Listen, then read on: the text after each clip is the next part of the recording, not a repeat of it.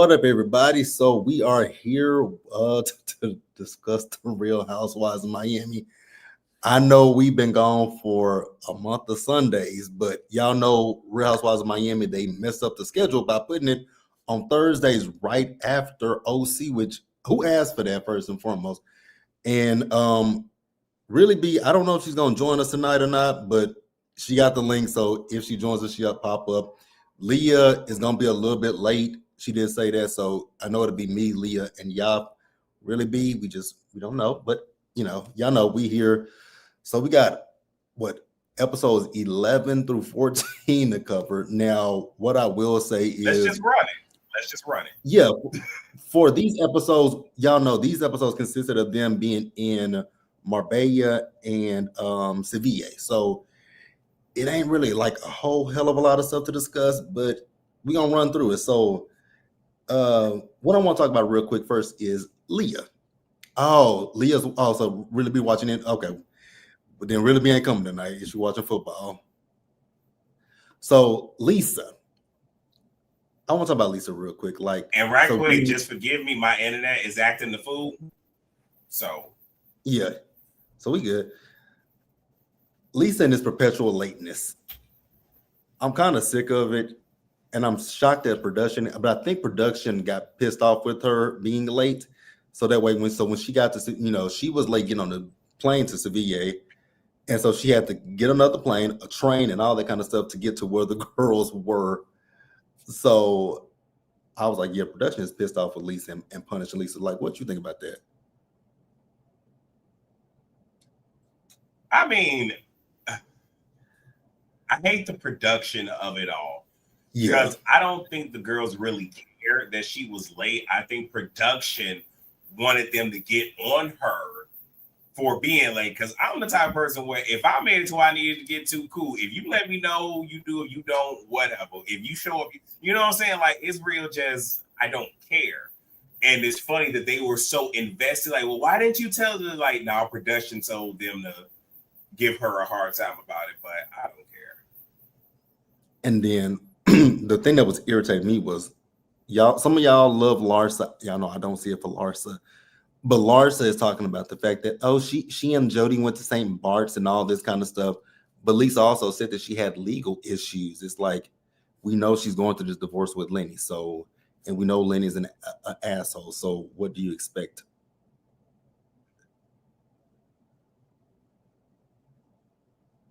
I'm not the biggest fan of Larsa.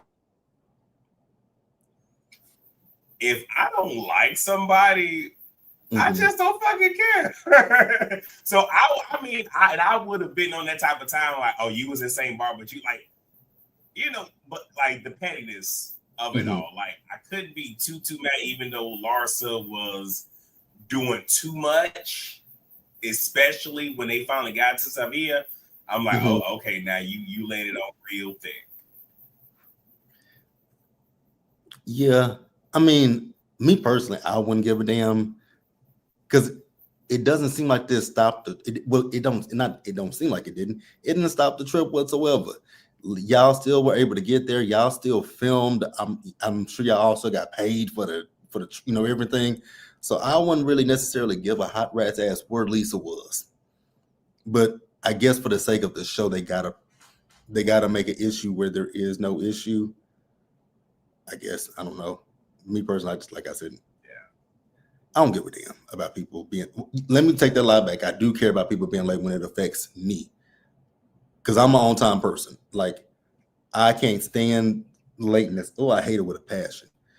If I'm late, I'll let people know before, hey, I'm running a few minutes behind. Only time that I don't care when I'm late is work. That is it. Outside of work, I have respect for other people's time, but work, I don't. Some days I'll be like, yeah.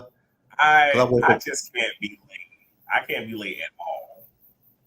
I just can't do it. I mean, again, we always talk about Scotty's birthday, but I mean, JB will tell you, I was one of the first ones at damn near everything. And I was there at least about a good 10, 15 minutes.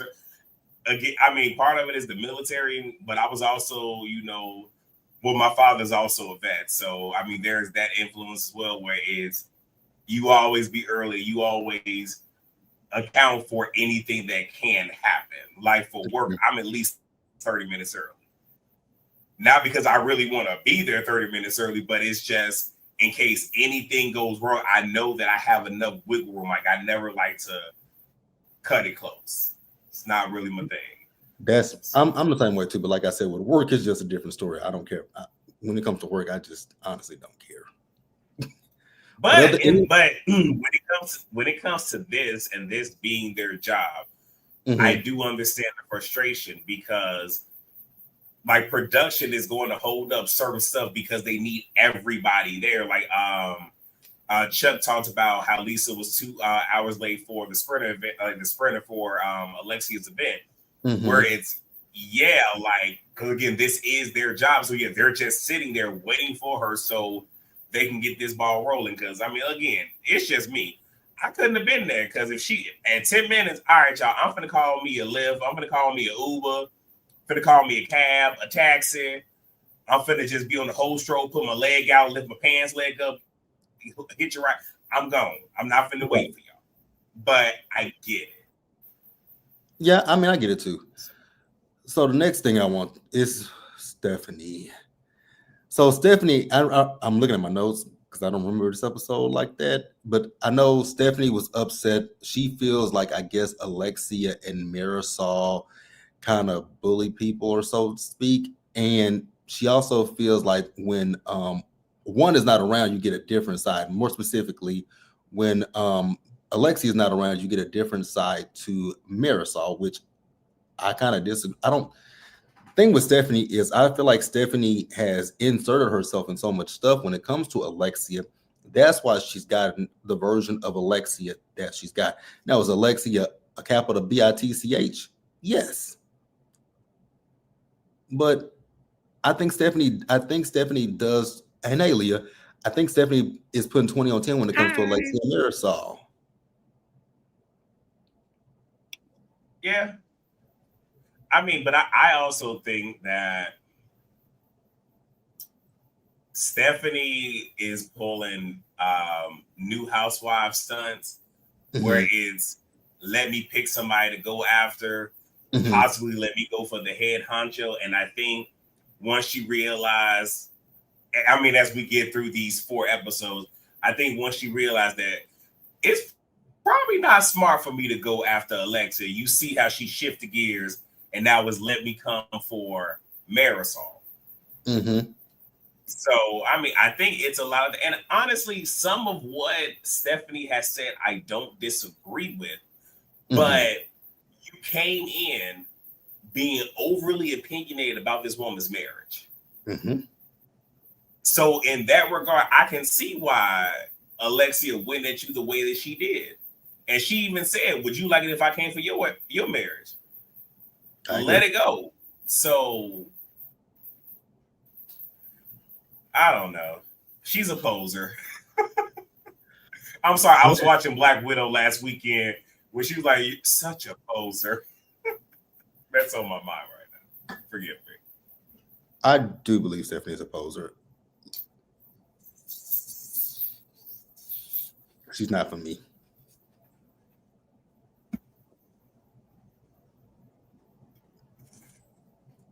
Lee, you got anything on Stephanie? No, I agree with what you guys are saying.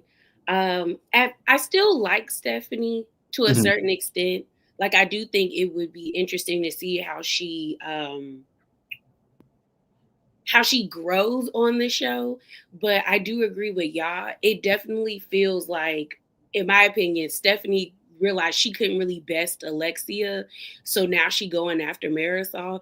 Because even though I like Marisol, when she said at the end of the recent episode, Marisol is like a jealous demon, I agree. You know, we've seen a bunch of people come out and say like Marisol is she a snake. And I'm like, okay, but like in this context, what has she done for you to be like she's a jealous demon?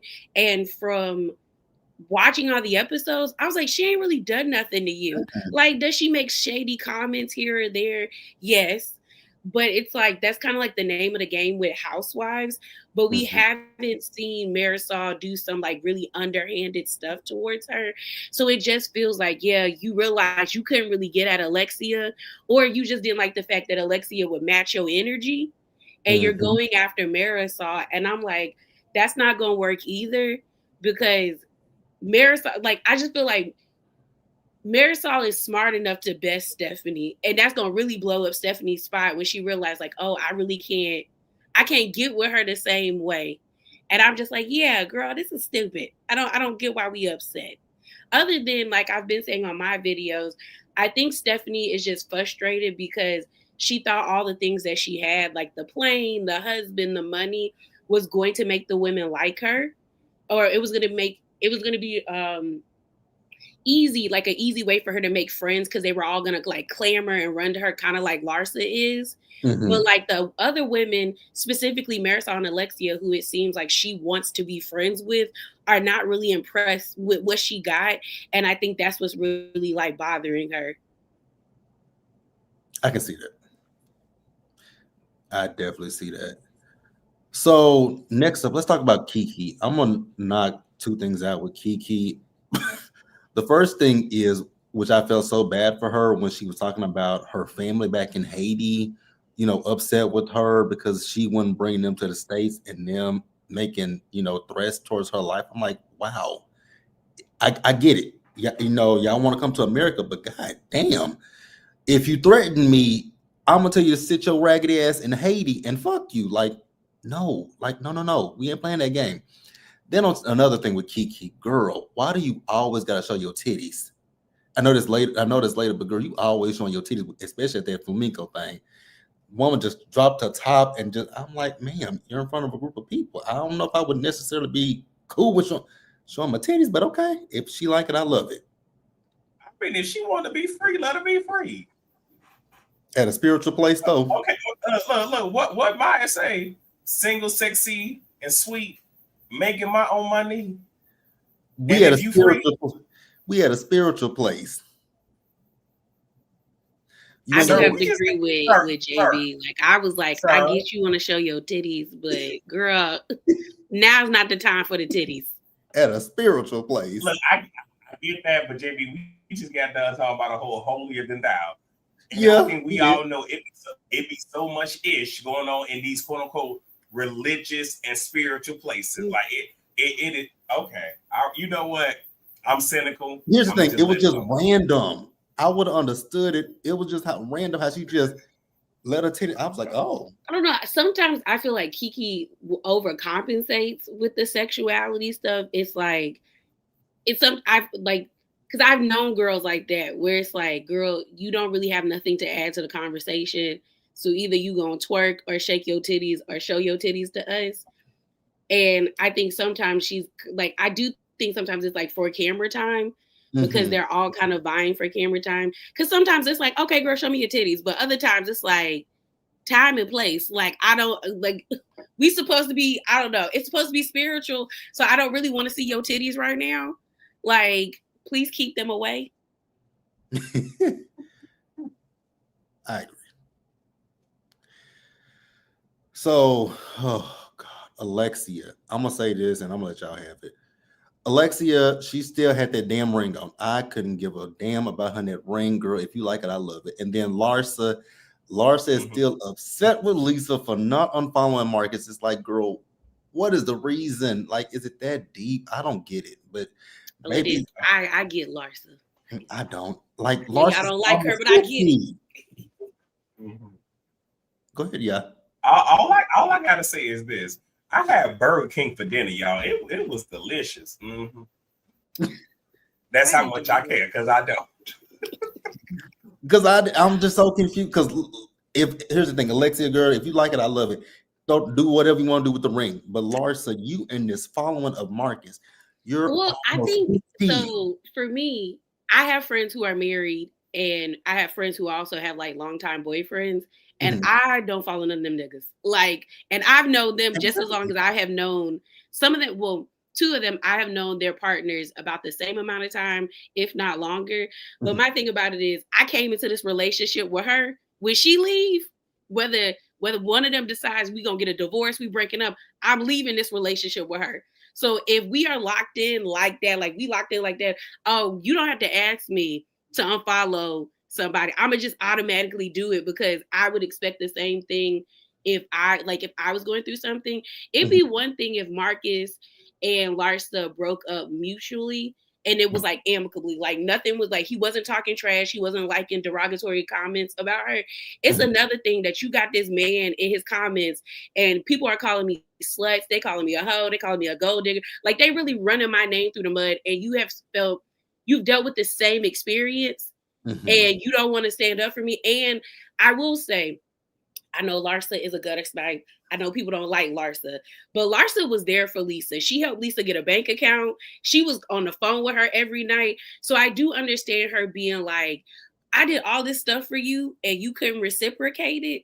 Like for real though. But I do understand that it's like at this point, girl, she unfollowed the man. Like Candace said, the line is always moving. At like you just want to be mad. In the beginning, I totally understood what Larsa was mad about. Like, this man is talking trash about me. Like, if this was Lenny and I was still following Lenny after that man done brought the mail order bride in here, like his mama kicked you out, they calling the police on you, and I don't unfollow him, you would feel some type of way. And let's be honest, it is groupie behavior because you're only following Marcus because his last name is Jordan. If Marcus' last name was, I don't know, Cornwallis or James, and he was just some random black man that Larsa was sleeping with, or just some random athlete that was not on the level of Michael Jordan, her and Jody would unfollow that man. Like they wouldn't even think like to not unfollow him. But it's the fact that his last name is Jordan. And low-key, I think Marcus might be the plug too. But that's just where I'm at with it. But like, yeah, I get why Larsa is upset with that part. The rest of it, it's just like, girl, you're just holding on to your anger just to be mad at her because she just didn't do what you wanted her to do in the beginning. And that's where I'm coming from. I think we might have said this on previous panels, but isn't Larsa a walking contradiction and a hypocrite? Yes. She is. Yes. She is. Okay. But I think when it comes to this situation, I get her more so because it's like she was there for you. Like as she was like on the phone with you every night while you was crying about Lenny. Girl, like you could unfollow Marcus. Like it won't that deep. And it does, like I said, it get groupie behavior. Because if Marcus was some random black man that she was sleeping with, they both would be like, okay, we gonna unfollow him. It's cool. So, Chuck, I'm gonna answer your question. You say, wouldn't Larsa have to follow Marcus to know Lisa's following Marcus? No, she could be stalking his following. Yeah, you can look. Yeah, no, you can look at people's following. She can go to his following and type in Lisa's name and still see, oh, Lisa's still. But again, I mean, I get the sentiment of she's been there for Lisa, and this man is saying that nasty stuff about her and but in the comments are saying nasty things. But I mean, the comments are people who probably have always felt this way about Larsa. Let's just be real about that. These are people who probably always felt this way about Larsa, and now that they know that Marcus is not with her, it's like they feel like it's a free for all to trash talk Larsa. Which is it right? No, but I mean, people. When it comes to social media, people feel emboldened. I feel like people feel emboldened to say things behind a computer screen that they necessarily wouldn't say to that person's face. Yeah, that's why I feel. So then the last thing we can talk about with it, because I'm going just by my notes from the episodes, this damn dinner.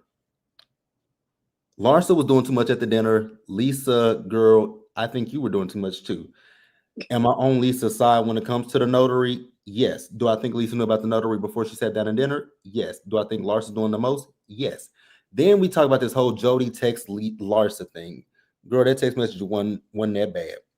But I will say, don't have your boyfriend texting me. Especially if we not cool no more, because I'm going to cuss you out, then I'm going to call him and cuss him out, and then I'm going to block both of y'all. Because that's going to make me feel like you told that man to check me. And we're not doing that. Larsa was talking about him, so he feels like, and I'm not one of those people who feel like a man can't address a woman. I feel differently. Oh, I'm not like that either.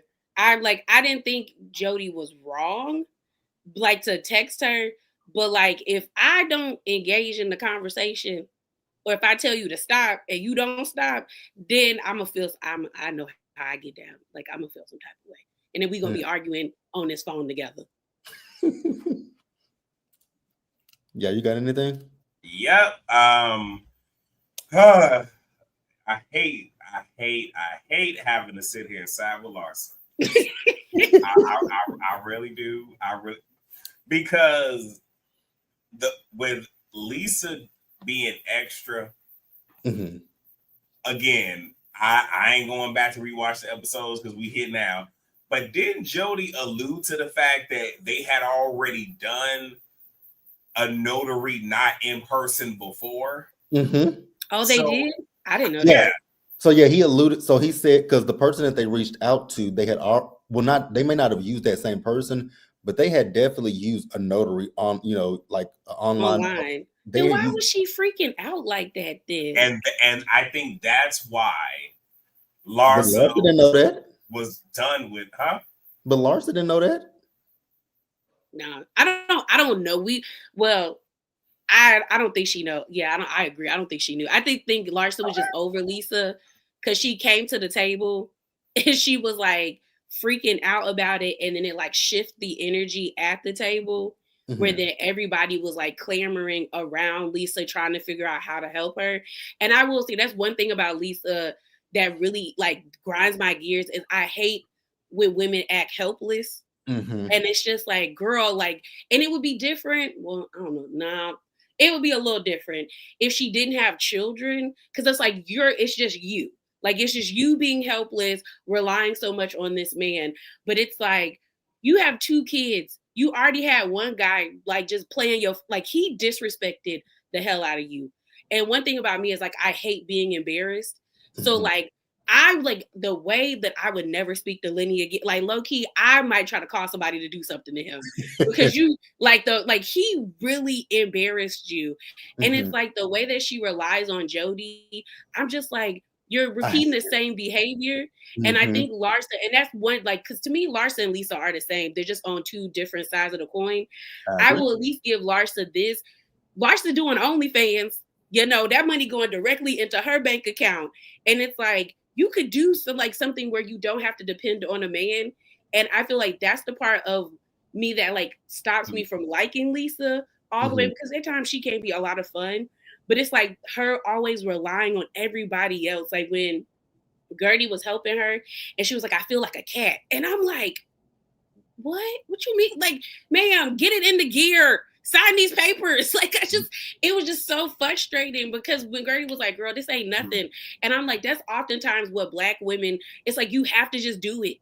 Like, you're annoyed, you're pissed off. Yeah, we gonna get it done. I may cry my way through it, but it's like, it has to get done. And I'm like, Lisa, I need you to like start. Where is the backbone? But Lisa doesn't have a sense of urgency either. Yes, that's the part. That's the word. Like, do something. I was about to say, mind you, I'm not in the legal field or whatever, but you can't tell me that this was just sprung on Lisa last minute.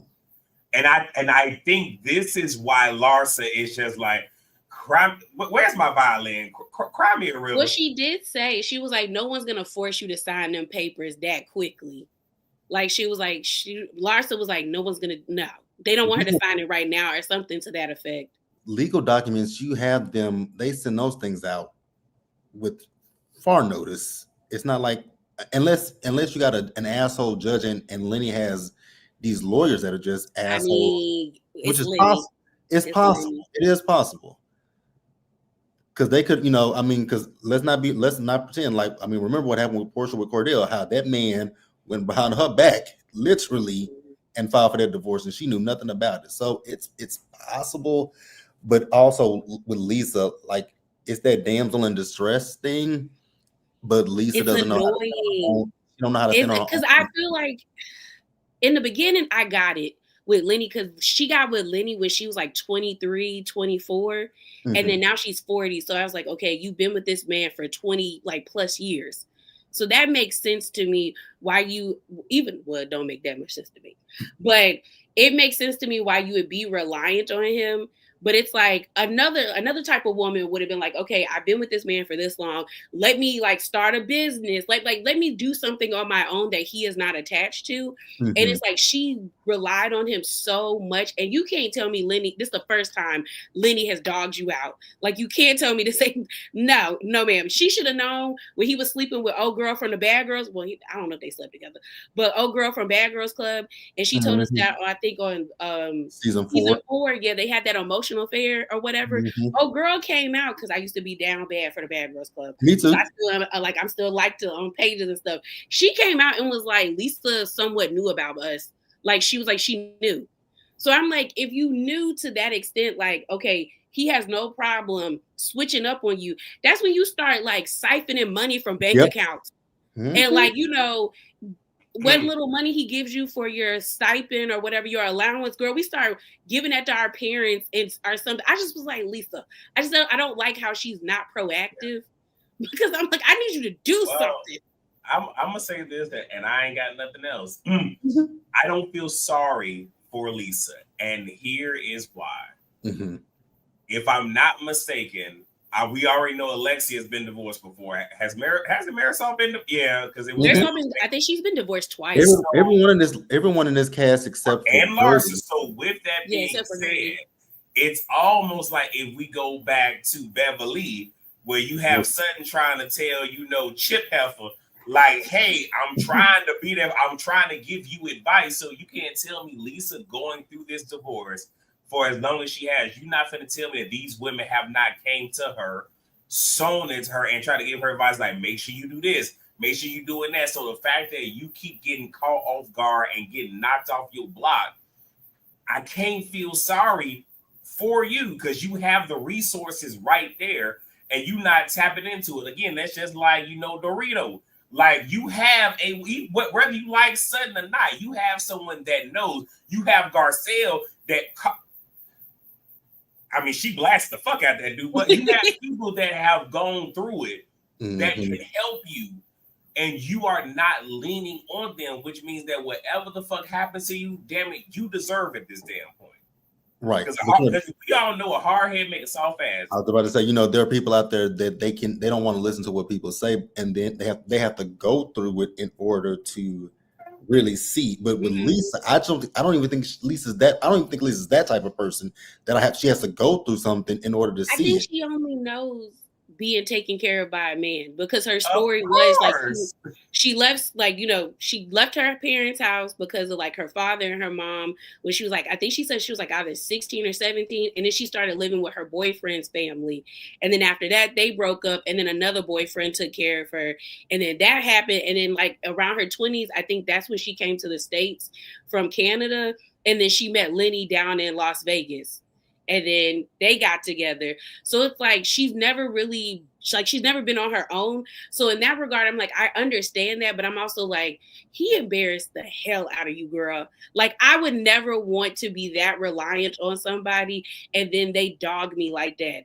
Like, that would scare me so badly that I like, it'd be like, I don't like. And then the way she jumped into being in a relationship with Jody, and I'm like, Lisa, I just want her to be by herself. And that's why I'm like, I know people hate Larsa. I get it. Larsa is I'll tell y'all this time, I like her, but I know that lady is a gutter snipe. I know. But she at least she does things on her own. Like, I would rather rock with somebody who I know if push come to shove, she gonna sell feet pics, maybe some titties, maybe shake her ass on OnlyFans, but she gonna at least get that money and pay them bills. I feel like if I was with Lisa, like, and she was my mom, I'd be screwed. Like, we'd be waiting until she found another man. And I'm like, ma'am, no. Ugh. And then Jody I think what pissed me off the worst is when Jody they were in that car when they were in Milan, and Jody was reading her emails, and he was like, I told you not to email. I said, he that engrossed in your business that he be reading your emails like that? She don't see a problem with it. She don't. Because he knew about her divorce before her. And I said, you know what, Lisa, you got it. You got it. So at this dinner table, Adriana tried to make a comparison using Todd's name, and Alexia flew off the handle. I was like, ma'am, it was an analogy.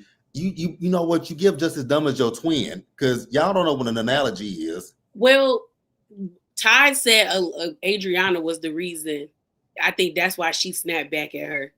Because I was like, you give just as dumb as your twin Teresa in Jersey, because neither one of y'all hoes know what an analogy is. No, I think Alexia does, but when Todd made that video about like Sue and Bravo, he stated that he was mad at Adriana for lying on him, and Bravo never cleared it up. So I think that's why she went off on him, because she was like, "Yeah, all you do is talk shit," or she said something about like, "Stop talking shit about him," and because I think that was probably a point of like contention between them, is that Adriana never cleared up that she was lying about like his money trouble.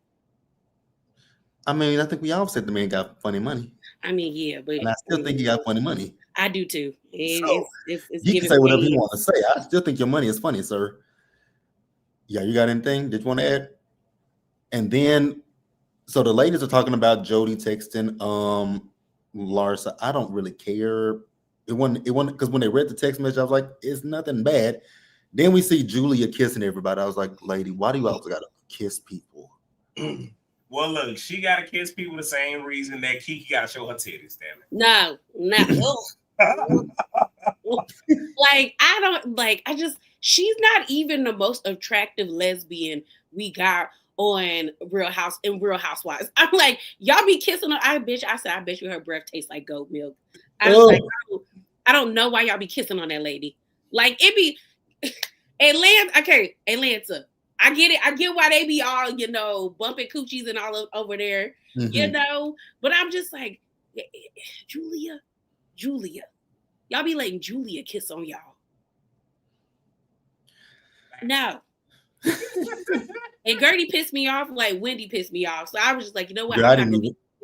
At that point, I was like, you know what? Fuck it. If she kissed the hell, it is what it is. I can't be mad for you if you're not mad. That part. So. Now, the girls did split up that day, so some of them did paint. We ain't going to talk about that, but what I do want to talk about with the painting was Stephanie asking Larsa if she wants Lisa on the plane to the next location, and then with the other girls, Lisa finally unfollowed Marcus, but she says Larsa's not going to be happy that I did it, and you are 100% correct. It's not going to please that bitch, but hey, whatever. Who am I to say cat, dog, or nothing? Because Larsa... I'm gonna let it go. I'm gonna let it go because I don't say that plain. It sounds like it don't make sense to me, but I'm gonna let y'all have it. The only thing I'll say is if you've been in a friendship a substantial amount of time, you know your friend. And I think that's why she said, I'm gonna unfollow. It ain't finna change shit because I know this heifer. I think that's where that was coming from, where it's not that she was speaking it into existence. It wasn't that she was manifesting it. It's just like, y'all may not know this, when I was in college, my major was mathematics, my minor secondary education, high school math teacher. That says a lot.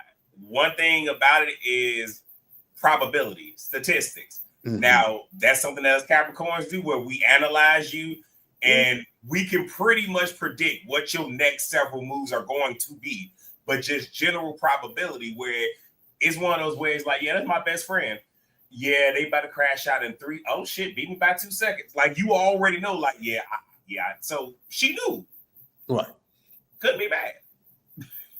I was upset. I was just pissed off with Stephanie. It's like, girl, you trying to cause division with this. Do you want Lisa on the plane? That's because she thinks she thought in that moment that she was in the clique. That's why she thought she could say that, because all throughout that episode, Marisol and Alexia, they kept looking at each other, which was tickling me. Like, it was just like, they both was like, oh, she tripping. Like, and I was like, Lisa may get on my nerves, but like, girl, you don't run nothing over here. Like, she getting on that plane. like you're gonna let her on that plane. Because I'm like, Stephanie. Especially if production tell your ass you're going to. But I'm just like, why? Like, I feel like Stephanie really thought, like, when they were all out that ceramic place, like, she really thought she got in with the mean cougars, like Adriana likes to call them. But she thought she got into the cool girls clique because she was just like, it's my plane, and it's like, okay, girl, it's your plane. And I did Google because I was like, well, how far is Seville and Marbella? And it's 2 hours and like 20 something minutes. And I'm like, girl, I get in the car, I can drive 3 hours, like it's fine. And not even that, like, for that short of a trip, y'all not even gonna be in the air that fucking long. That long, So yes. I mean, it's takeoff. Y'all probably gonna be seated. Then you're gonna be cruising out to for all of what? 5, 10 minutes, and then you're landing. Right you're back on down. final to land. So it really ain't that damn. Now, the only thing I could have given her is if her and Lisa are friends, like for real friends, and it was more or less like, all right, you my friend, and I want to make sure you comfortable. Do you want her here? That's one thing I could get, but it wasn't coming off like that. It was real. It was some real nasty shit. Mm-hmm. Absolutely. So the next thing, I get why. No, I'm lying to myself. So Marisol and Julia talked to Lisa about, once again, these damn notes. It's like, are y'all serious? Like, y'all really upset this woman? Y'all have an issue with her taking notes. Y'all have an issue with Gertie keeping text messages. What can people do around y'all? Like, my God. Because if you want to lie on me, then you could easily lie on me, and I ain't going to have nothing to back it up. So they're telling Lisa that when we get on the plane, can you put your phone in a basket? I was like, fuck no. She got kids. Like, that's unreasonable to ask someone with young kids and with the father who is an asshole to the mother. Like, that's something very unreasonable. I don't give a fuck if it's a 20-minute flight. That's still unreasonable, in my personal opinion.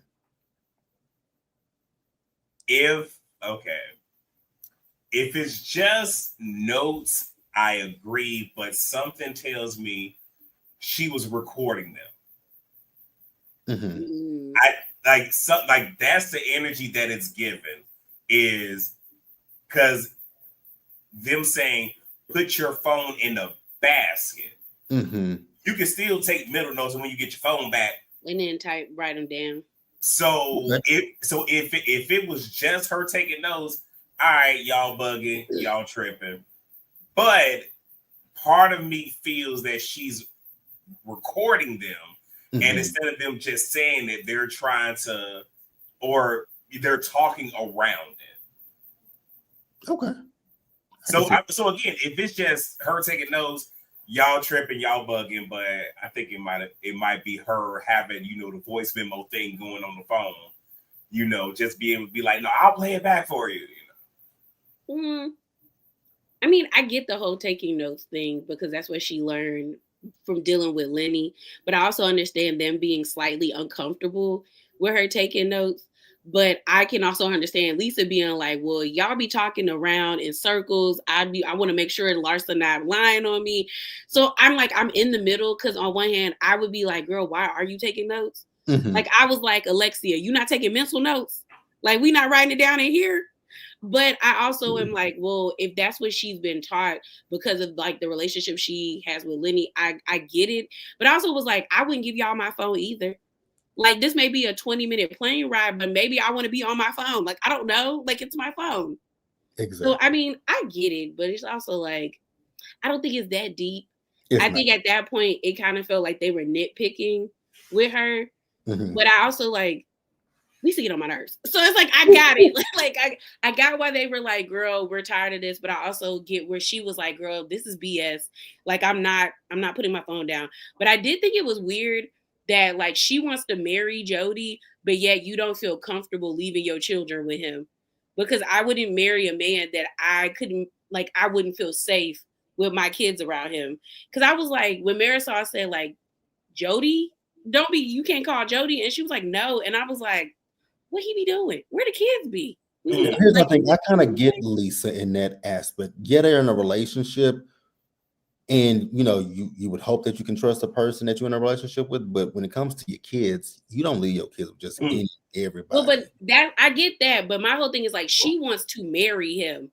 So like, if we're marrying each other, I need to make sure like my kids are safe around you, because she seems to be like the primary parent.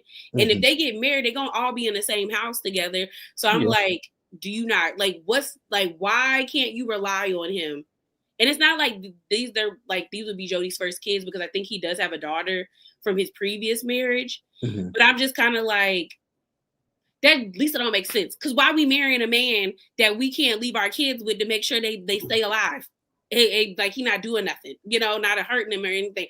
Like, that don't make sense to me. It makes sense to me. It don't make sense to me. I'm No, not no, no. marrying no man. I can't leave my Okay, kids. hopefully I can express this. Hopefully it comes out logical. But most women don't trust their kids around their own damn daddy. And That's it's true. not, and it's not them being sexual or anything, but let's keep it a buck. Men don't, most men don't have a nurturing spirit about themselves. Most men, okay, as long as I don't hear no screaming, nothing going crazy going Yeah. on, I'm gonna just leave you to your own devices. And Mm-hmm. I'm more than sure that Lisa saw how Lenny was with their kids. Yeah. So it's probably just I don't want no man around my child. And so on some real shit, Mo. Nope, I'm not gonna go down that road because that's controversial as fuck. So I'm gonna just say I get it from that person. No, I was gonna say something, and I know between the three of us, we have a lot of female subscribers, and I don't want to shake the hornet's nest this evening. I do agree with Chuck. Lenny probably wouldn't want the Mm-hmm. kids left, but that just don't make sense to me. And maybe it's just because of how my dad raised me and my sister. Like we was always with him, like we was fine. So I'm just kind of like, if you're going to marry somebody and you want to get married, I would think that like one of the prerequisites would be my kids like him, they feel safe around him, and he knows what he's doing. Like I wouldn't just be, and I always that leads me back to Lisa. If we just married Jody for money, that's stupid because you did that with Lenny, and look where we at. Like unless you gonna move different, because I'm not saying you shouldn't marry no man for money, because girl, don't be marrying no poor man. Okay, we got to have means and things of that nature. But like if we can't keep doing the same thing over and over, and that's what it feels like with Lisa, is that because I also don't think Lisa was around them kids like that. The nannies had them kids. Because whenever Yeah. they showed the kids with Lisa, they were not listening. They do not listen to Lisa. Even now, they don't listen to Lisa. And I'm like, you can't make your kids act right. Like all my mom had to do was give us a look, and we'd be like, all right, we gonna chill out. But again, remember what skin tone Lisa is. But A Lisa is black mama, also Jamaican. a black mama has a different fear because my mama She's was five. Jamaican. I think she might be Indian Jamaican. Because my Partly mama in was, it, because her mom, I think, was like I don't think she was like unless she's spicy white. mm-hmm, But I don't think her mom was spicy white. When we saw her aunt and her mom, they mm-hmm. gave like they might be a mixture of like everybody in Jamaica. Because my mom was 5 foot something, like 5'2" or something like that, and I'm I'm 5'9". That lady still like that lady could give, even because growing up, that lady could give me a look. I'm like, you know what? She like, you can try it if you want to. I'm And just I'm like, like, let me chill out. Let me pause. Let me take a moment. Let me take a beat. yeah, no. She'd be like, she give me that look. I'm like, you know what? No, I'm good. So I don't think Lisa has that with her kids. Oh no, But I know she don't, because they do not listen to her. Like they be fighting in front of her. She try to be like chill out, and they look at her. I was like, them kids do not respect you. I need you to. We need to go. We need parenting classes. Okay, she need parenting classes. We need therapy. We need a lot of things over there with Lisa. Or let's just bring back those nanny shows. I used to like those shows. Them kids yeah, they was were bad. fun. They were fun. So then we get to this damn dinner. So Lisa was not going to go to dinner and she was late. Now Lars says she's 2 hours late. She was an hour late, but she was still late. So I'll give her that. So Adriana, she was late because production told her you finna take your ass. yeah, that's really Because, why she was bro, no, let's keep it above. If you hungry, you in at least a 4-star resort. You mean to tell me you couldn't be like, yeah, room service? Can I go ahead and give me a double quarter pounder with them seasoned fries? Let me get in a Heineken. Okay, and you mean to tell me you can't do that? You mean to tell me there's not a restaurant in the hotel? I think there is. I think the first night they were there, they ate in the restaurant. So what I'm saying is, production told her ass, if you want to get compensated, take your ass to dinner. Yeah. I'm gonna stand on that. So when Lisa got there, Larsa had that stank ass attitude. So Adriana had told Larsa, Lisa unfollowed Marcus, which they pinky promised, but I don't think Adriana was paying them any attention because when they showed that flashback, I'm like, Adriana won't even listen to y'all. She just did a pinky with Gertie, and that was it. So this is where the whole ratchet wretched She comment called that comes. lady ratchet. See, here's my thing. She called that If lady. if you listen to, I knew we were gonna have this out. I knew there was gonna be disagreement with us and in the chat, because I've had people say, "No, she said ratchet." I was like, "But y'all, if you actually go back and listen to the episode, her accent is thick. We all know Adriana's accent is thick as hell. I think Adriana did mean wretched, and I think she meant wretched. I'm gonna say that I think she meant because I wretched. don't think My she only meant. I thing don't, why I think she didn't mean wretched is because the moment everybody was like, "You don't mean that," and when Kiki was like, "Ratchet," and then everyone at the table was like, "Ooh," and Adriana, she kind of looked like not kind of, she doubled down because if you didn't mean that word, you would have been like, "No, I meant wretched." Like, why is everybody freaking out because I called her wretched? And I'm like, because girl, I was like, yeah, girl, you called her ratchet. And you know what ratchet mean. Because Adriana used to get called ratchet all the time the first 3 yeah, seasons. So I'm like, you know what that word mean. And if you really didn't mean it, you would have been like, you know what, that's not the word I meant. I meant stop being miserable. Or like stop trying to kick up mess, stop trying to be messy. But then also her being mad that she got called old. I was like, girl, if you don't get over yourself, because you called Marisol old whore. You said she had wrinkly knees. Like you were going in, and it's like, I can't feel sorry for you when this bothers you, but you use it to make a dig at other people. So it's giving projection.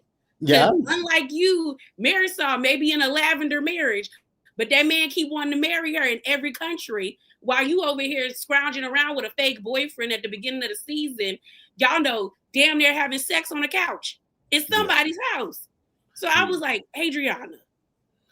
The thing that it wouldn't even. So I will say with this scene, Adriana nor Kiki really upset me the most. It was Julia and it was Stephanie. It was Julia because Julia told Adriana she's just overreacting. I was like, huh? That's why I don't want No. her with them kids. That's why I want that lady with them kids. That pissed me off.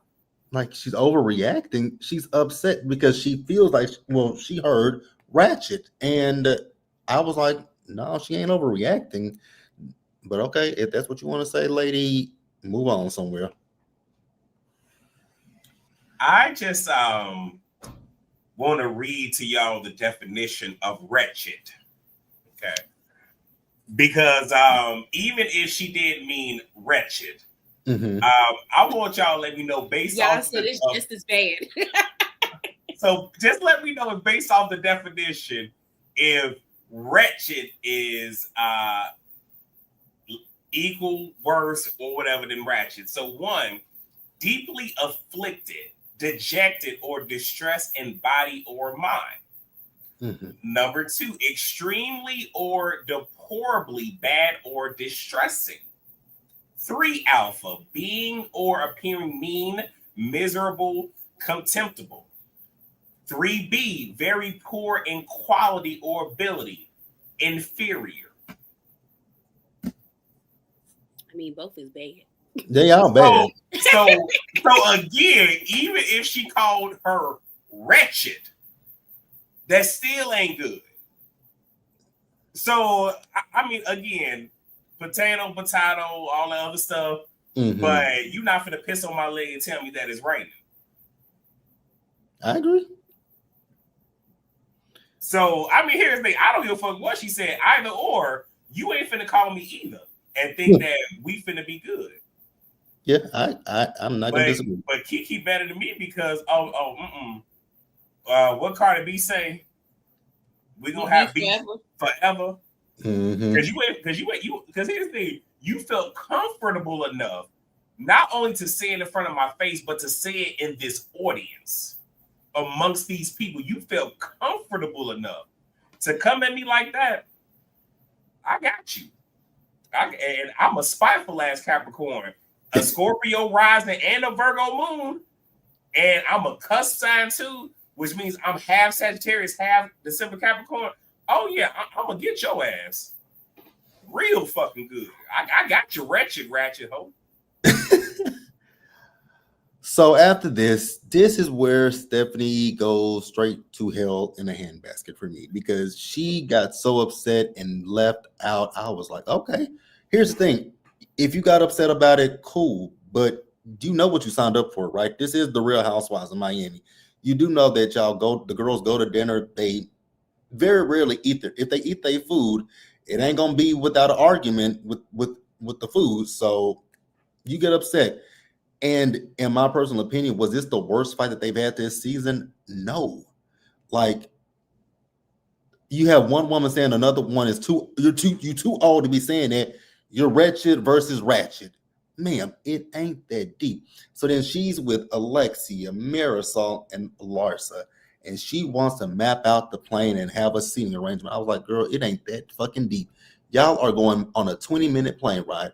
If y'all can't argue, if y'all, here's the thing, if y'all argue in 20 minutes, that's a problem for all of y'all. But even if y'all do, get to the point where it's like, okay, we argue, let's shut up and move on. Because by the time y'all get through arguing, y'all gonna be unlanded.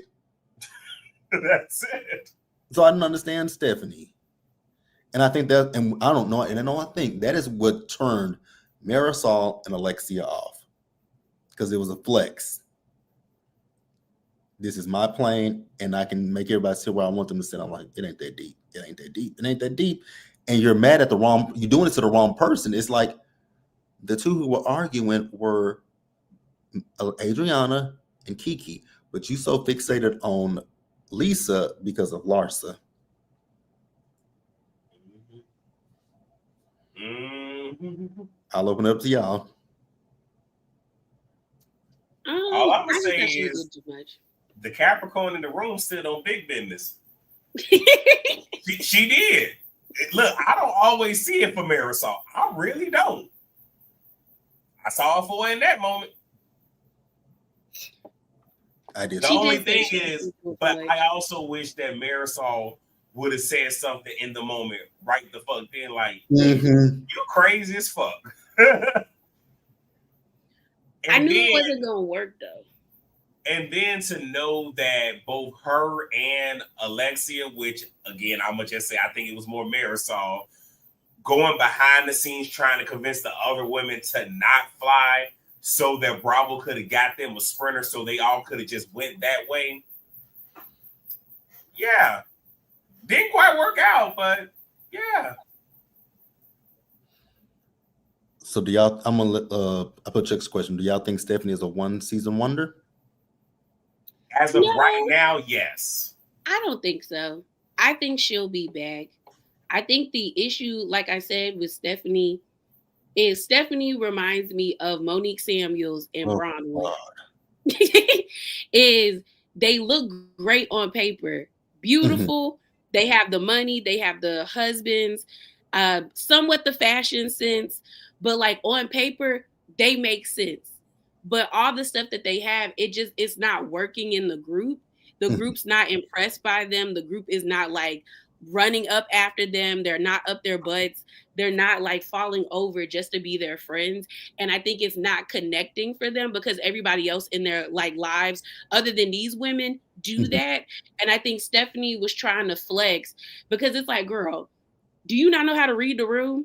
Because the moment she started drawing the plane, you can clearly see Alexia and Marisol, they kept looking at each other. They got uncomfortable. And when they got quiet, so after all of y'all are like laughing and giggling, and then you have Alexia being like, we don't need nobody sitting by themselves.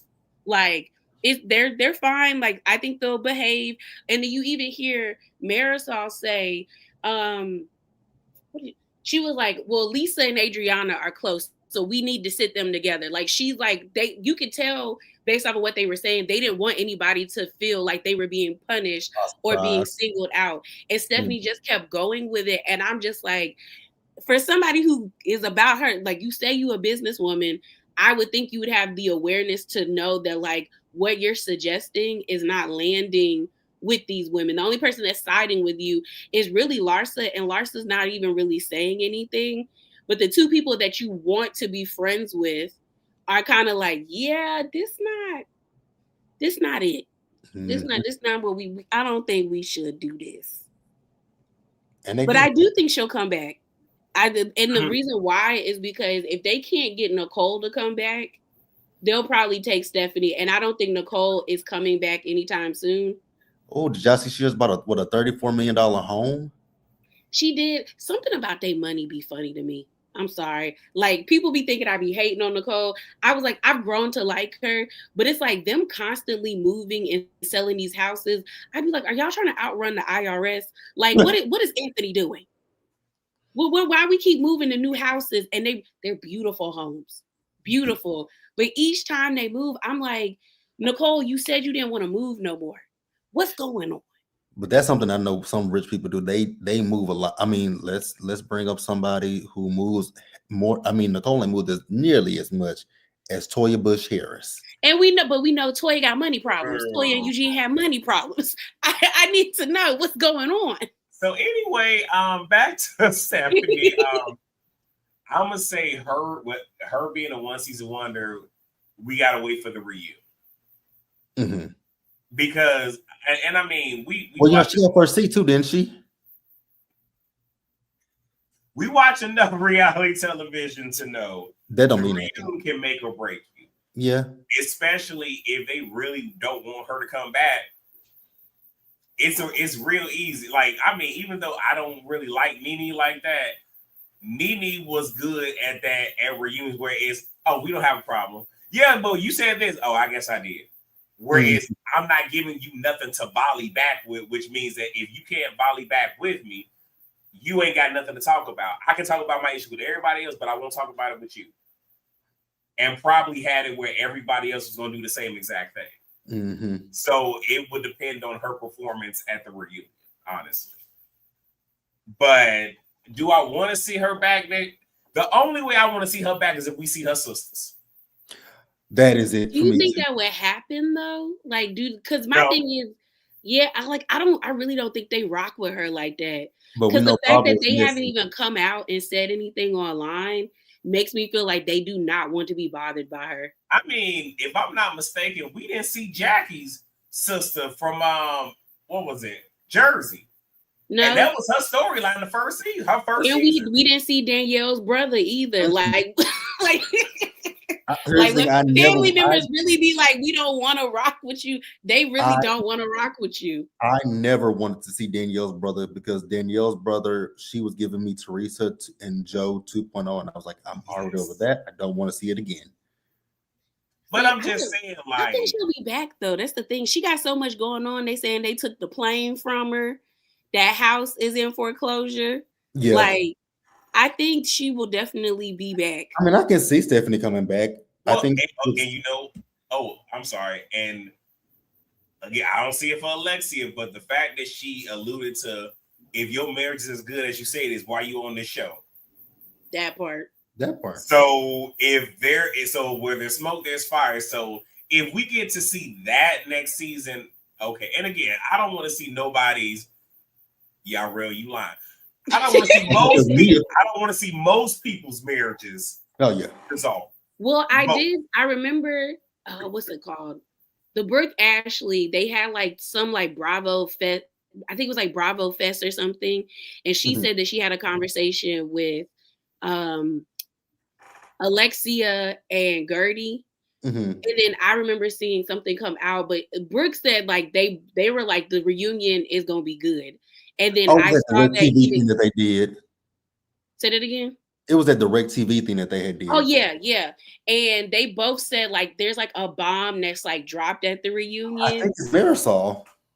Well, I don't know if it's Marisol though, because I feel like I don't think it has anything to do. I feel like I think it might be between Marisol and Adriana, but I feel like it's more so Adriana and Julia because when Adriana is pissed, Adriana take it to hell. She do. Especially at the reunion. And I love it. And so I feel like it has more so something to do with Julia than anything because both Gertie and Alexia were like, they were gagged. Like everyone was just shocked. Like they didn't. And even Kiki has come out and said that like the reunion could have been like a season by itself. So I'm wondering because I don't think it's Lisa or Larsa. Because like I said, they're the same person. And if they thought they got the best out of somebody, they would have been flexing online after the reunion. And so I really think it might be Adriana and Julia. Yeah. We'll see because we got this episode tonight, and then next week is the finale. Which is, well, it makes sense because next, is it Wednesday? It's Salt Lake City, Yeah. which I'm excited for. So yeah, there's 2 more episodes. And I do want to say, with y'all with Adriana taking it to Hill, y'all know she is Sagittarius, right? Oh, is she? Yep, she is Sag. I mean, yeah, that makes sense. They are terrorists. They are. Like, but I'm okay with her being mean to Julia. The fact she I ain't wrote a never letter liked to Julia, so Marisol's liver. See, but that didn't land for me. It landed for me. It's not that it landed for me. It's like if it has the impact that it needs. Because it's been shit that people have said. I'm like, that doesn't even sound like nothing. But if it got the reaction out of the person it was meant for and the surrounding people, a win is a win. That's true. She better be all the venom that Adriana gives Marisol. She better give Julia tenfold because that was your friend. Yes. That, and if you don't give Julia that smoke, Adriana, I'm done with you for real. Because I don't even like Adriana, but I feel like she has every right to be on Julia at that reunion. Like every right to be on that lady neck. She better not come up off that post. Like. She need to be one of those where every time somebody says something, Adriana just bring it right back to Julia. Like, it's well worth it. Plus, I want to see what the black women gonna say about her having these black children. They probably not gonna say nothing because again, Robert don't like going on the color thing. I will say though, it does seem like Martina is way more invested in them children than Julia is though. Because Julia only got the kids to secure another check. Okay, she is the Evelyn Lozada somewhat of this damn franchise. Because you know Evelyn Lozada made sure that she had a check. Not a baby, a check. If she couldn't secure the marriage, she secured a baby check. That's all it is. I said it. So her getting these kids again, and then both of them in their 50s, 60s? Mm-hmm. And again, they adopted them, which means that if they get divorced, 9 times out of 10, Julia getting the kids, and guess what she getting? Not only spousal support, alimony, child support. I said it. Since I don't see it for Julia, I ain't got nothing to say. Free them kids. So now we move on to Marbella. So we see as all the girls are on the bus to head to Marbella. And this is where we found out that Alexia and Marisol are not going. And Stephanie is in her feelings. And I'm like, but man, you realize you did the most with that whole plane thing. So Julia pointed it out that they, weren't really feeling you because they feel like you're bossy and that, they don't want to get on your plane. And so she felt offended by that. I'm like, again, ma'am, the way that you painted it, like if any of the girls get into it, that you would basically leave them. And that's what Marisol and Alexia felt. They feel like when it comes down to her, this is a favor, which I felt like that myself. I'm like, Stephanie did that as a flex, but it's also like, oh, I'm doing you guys a favor. Like, I got a private jet, so you guys can ride on my private jet and it's a favor. So I can throw it in your face anytime I need to. And I was like, yeah. So they got to Marbella. What I will say is the friend's house was nice. Lisa revealed that she was divorced, and Larsa was like, what am I celebrating? More loss. I said, oh, God. I said, here you go with this bullshit. Still can't be mad at Larsa. If I'm not fucking, bro, you literally just heard me say before we went live, how with a certain coworker, once the head showed the second time around and go ask me, where do we go from here? We don't. Yeah. Like she could come to me and be like, yeah, this happened. Okay. And look, bro, I already told you, I ain't fucking my elder sibling. And I hope and pray our mom go to glory before he even hit the hospital, because they'll be mad like, you ain't going to the hospital for what? For why? And if I can do this to people I'm related to, so my whole thing is like, if I ain't fucking with you, I don't give a fuck what happens to you. And I would have been shaded too, like, okay, So this ain't that they gonna have a custody battle. They gonna have this ooh wee small win. Yeah, I'm sorry. I was with Larsa. I was, and again, I know Leah is probably over there smiling, just like he agreed with Larsa yet again. Whatever.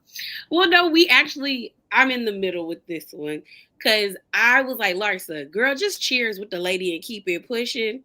But I also understood when she was in the confessional being like, girl, this just means more lawsuits because he's still going to try you. And I was like, yeah, but I just feel like Larsa, I'm over them fighting because I'm like, you've been harping on, you really want, what's it called, her to unfollow Marcus. She does it. Now you are adding more things and it's like, then what do you really want? Like, what do you really want from her at this point? So I'm just like, yeah, I mean, I get it. You want to be stank. But it's like, I need you to be stank when it makes sense. Not because at this point I'm over it. Because I'm like, it's Lisa. You know, if the same like you guys have been saying, they've been best friends, so they know each other. You know how Lisa moves, and she know how you move. So at this point, let it go. like just let it go. Chuck says, didn't Adriana Pop join a group? She did. He that says, was the one time I was rocking with Adrian. She hit that girl hard, and I said, "Do it again." And then he says he wants CPS to remove those black babies at the reunion. Y'all ain't right. They not. I want to know, did she change their names? Because I've seen people on Twitter say that, and I was like, I hope not. I don't know. But I did want to speak to one thing, and somebody, Yvette was just like, the way Stephanie spoke to Julia on the spur. Oh yeah. One thing I will say though is I kind of stand with Stephanie. I did too, and only because of now, mind you, her flipping out about them not coming on her plane. Yeah, fuck you. But the sprinter part of it, of her talking to Julia, because it's the whole thing of you sitting here caping, bandwagoning for these women right here. That was my issue. Anybody should be mad that they are not here for this pivotal moment in your children's life. You should be the most mad because they couldn't even put aside whatever their differences are to be here for you. That I understood. Again, fuck Stephanie, but the sentiment of it all. Yeah, I got it. I do get it.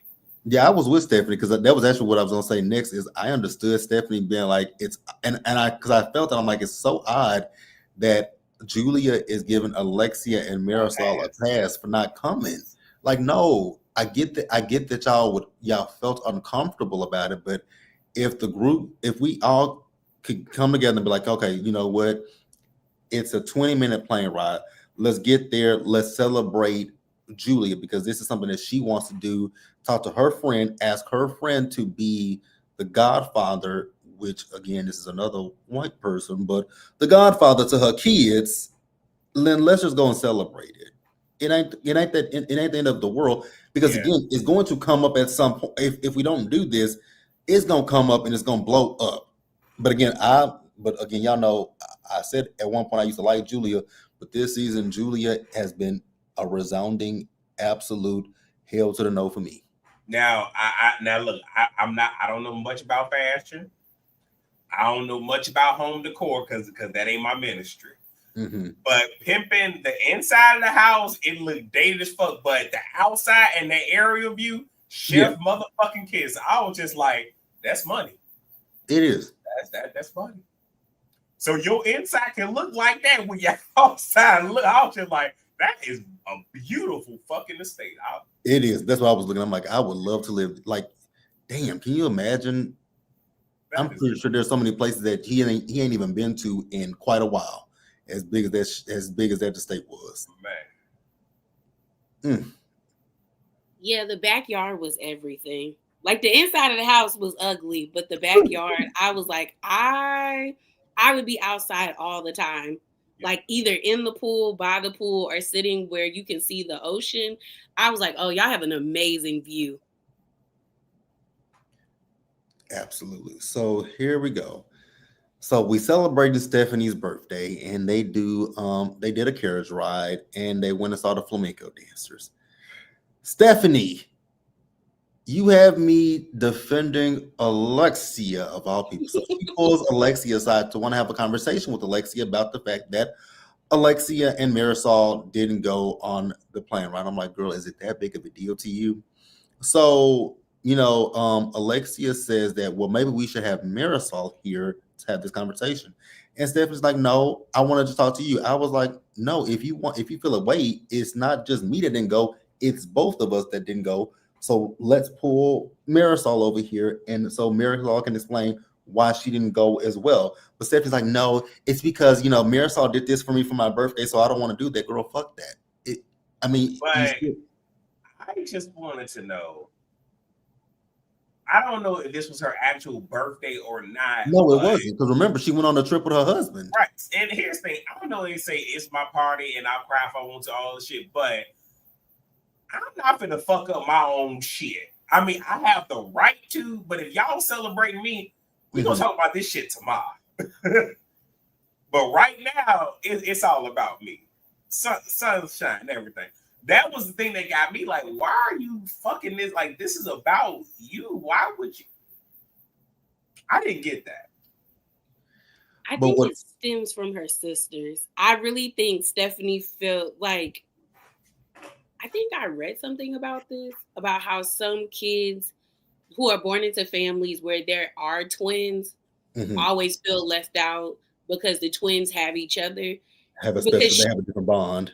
Yeah, because the way she keeps harping on how Alexia and Marisol can't do anything without each other. But like Alexia said, like, girl, Marisol is her own person. We didn't want to go.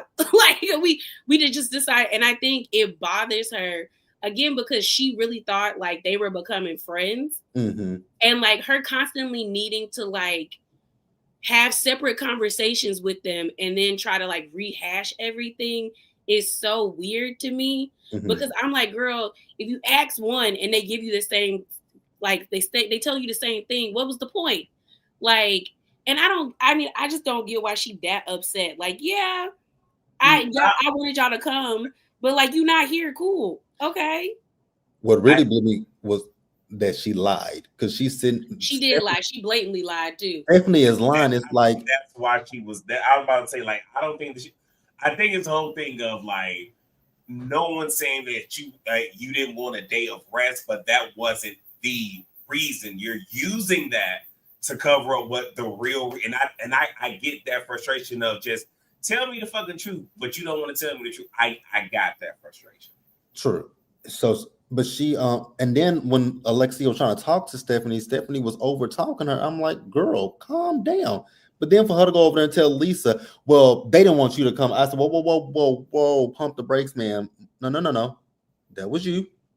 That was you that mentioned this, not Alexia and Marisol. It's like everything that you're deflecting onto Alexia and Marisol, it was actually you. She be projecting a lot, because even when when she said not Marisol, Alexia has like a Napoleon complex, like where she's like, she doesn't really feel good about herself, so she has to put other people down. I was like, girl, that seems like you, because I was really surprised that it was Stephanie that started with Alexia. I was just sure that it was going to be another repeat of like Dr. Nicole and Alexia, and it was going to be Alexia beefing with Stephanie. But it's like, no, girl, you keep like picking at that lady, and you're just surprised that she is like, she gonna match that energy, if not be worse, and she don't care. And I'm like, also, you're messing with a Taurus. Like, my sister is one. Like, you fight with her, she fighting. Like, we're like especially if she knows she right, she like, oh, we gonna argue then. And Stephanie, like, I'm like, I don't get what you want from them. And it's other than, to me, it just feels like you want them to be friends with you, and I feel like she's mad at herself that she's not good at this. Like, she's not good at developing relationships with women, because her always saying, well, I work with men. Okay, but these are not men, these are women. So you do know you have to change your delivery and your approach. Just like if you were talking to kids, you have to change your delivery and your approach. Like, it's like she wants to be a certain way, And I'm like, okay, if you want to be that way, then you have to be okay with people not liking you and not wanting to be around you. But she wants people to be around her and she wants to be friends with them. And I'm like, then that means you're going to have to like mature or like what's the word? Compromise the way like some things. Cause I'm just like, girl, you wouldn't be talking to me like that. Like I was with Alexia when she was like, I'm not gonna talk to you. Like if you gonna talk to me like that, like you the one with the attitude, not me. Exactly. But yeah, she just blew me. It's like, man, you're doing all this deflecting, and it was you. Like you're the reason for this. So here's the thing, when it comes to Stephanie, I really came into the season, I was like, okay, read some things about her with Dr. Nicole's fiance. I was like, okay, I'm gonna give Stephanie a chance. And then when I saw the trailer and I saw her being on chest coming at Alexia, I was like, oh, okay, I'm probably gonna like her, especially since she's going at Alexia. But then we get into the season, I'm like, wait a minute, you're coming at Alexia, and I had to defend Alexia because I was ready to come into this season and just keep whacking Alexia every episode. But I'm like, I can't whack Alexia because Alexia hasn't done anything. It's like, wow. So Stephanie, for that, I gotta say fuck you, because you literally have me defending one house, like in this franchise, which I'm not only person in this franchise that I can say that I like, but even still I can call her out, is Adriana. But for the rest of them, I don't really see it for most of them. Don't see it for Larsa, don't see it for Lisa 100%. Damn sure don't see it for Alexia. Damn sure don't see it for Marisol. And Gertie, when it comes to Gertie's just, I like Gertie to an extent, but then she also annoys me. And then Julia this season, she just showed her true colors. And I'm like, yeah, fuck you. But Stephanie, I really came into the season when I saw that trailer and you going at Alexia, I was prepared to be on your side, but this I can't for nothing, because you wrong. She's just doing too much. That's the problem. Like, I feel like she's overcompensating. That's what I was just going to say. I feel like she's overcompensating, and I feel like she's trying to be something that she's probably not. She doing what Bronwyn did. So if she does come back for season, what we on season 7, so if she comes back to season 8, I do hope that we get to see more of who she is, because I don't think that what we're seeing is 100% who Stephanie really is. I think Stephanie came on with that. I think maybe Leah, you and I know really B had said it too, but y'all said compare her to, which I compared her to Bronwyn, but I know somebody compared her to Mia. And that's what it's giving for me. Actually, I do see a Mia in there though, like with saying I'm a boss, I'm a boss, I'm a boss. I will say that I think that some of this is her. Again, going back to conversation before we got on live, how brought up Captain America, how the scientist said this serum will magnify what is already there. Mm-hmm. And I think her, but also you got to think about the people that were bullied in high school or insecure, or I don't run my life, or I don't wear the pants, I don't do this, so I have to attain a certain status or position. So I can sit here and feel good about myself and beat on my chest and bark orders and all this other stuff. So I think that nastiness of her is really her, and her being with Masood and having this position and whatnot, I think that really is her, and it just magnified that. And then her coming into this group trying to do the same exact thing. Why do y'all want Leah Black? So yeah, I think Stephanie overcompensates. Mm-hmm. But I do think this is her. Like to a certain, like I do think this is her. I don't think she's playing it up. I think for her, it's also based off of what I've seen online. I think it's also kind of like jarring to her to see so many people be like, "Ooh, girl, like you need to fix how you." Because even when she posted about after the reunion, how she was like, nobody can tell me like how to do this. Like, this is the first time I've ever done something like this. No one around me has ever been on reality TV, but she was like, I'm proud of myself. I learned some things. And maybe she realized, like, based off of like people's critique of her and even seeing herself back there, like, dang, maybe my sisters were right. My delivery is crap. Like I don't know how to talk to people, or sometimes I am very like too like because sometimes she's right. That's the thing. When she was telling Alexia about Todd, I was like, Yeah, she "You're was right. right." It's her delivery, and that Yeah, you and you don't know this lady. That's the There other it part. is. Like, you're not friends with her, so why do you feel so comfortable telling her this information? And it's like, because like you said, y'all, if when Alexia said, "Girl, do you want me to talk about your man?" She got real quiet. So it's like, if you don't want it being done to you, why are you doing it to Alexia? So like, I'm hoping if Stephanie does come back, that she does like. I'm not saying change. I don't want her to change her whole entire personality, but I don't know if she. But we can't say she's the grand dame of Miami. You see who the grand. What happened to the real? Well, real grand dame. So Leah, so follow me here because I think you might be saying this, but I don't want to put words in your mouth. So it's almost like with Sutton, how when she came on at first, and it was just completely unbearable, manners, and all this. And I think after seeing herself back, how she was able to like tone some things down, and it's like, okay, you're a hell of a lot more palatable. You're still crazy and kooky, but you're more palatable. That's the thing. I don't want her to like change, because that's what happened to Dorit, and that's what made me stop liking Dorit. Because I liked bitchy Dorit. I like Dorit when she got on the scene. I was like, okay, because I like a bitchy housewife. Like, if you can stay, that's why I like Larsa. If you gonna be nasty and like people call you and you just be like, yeah, I said it. Okay, I likes it.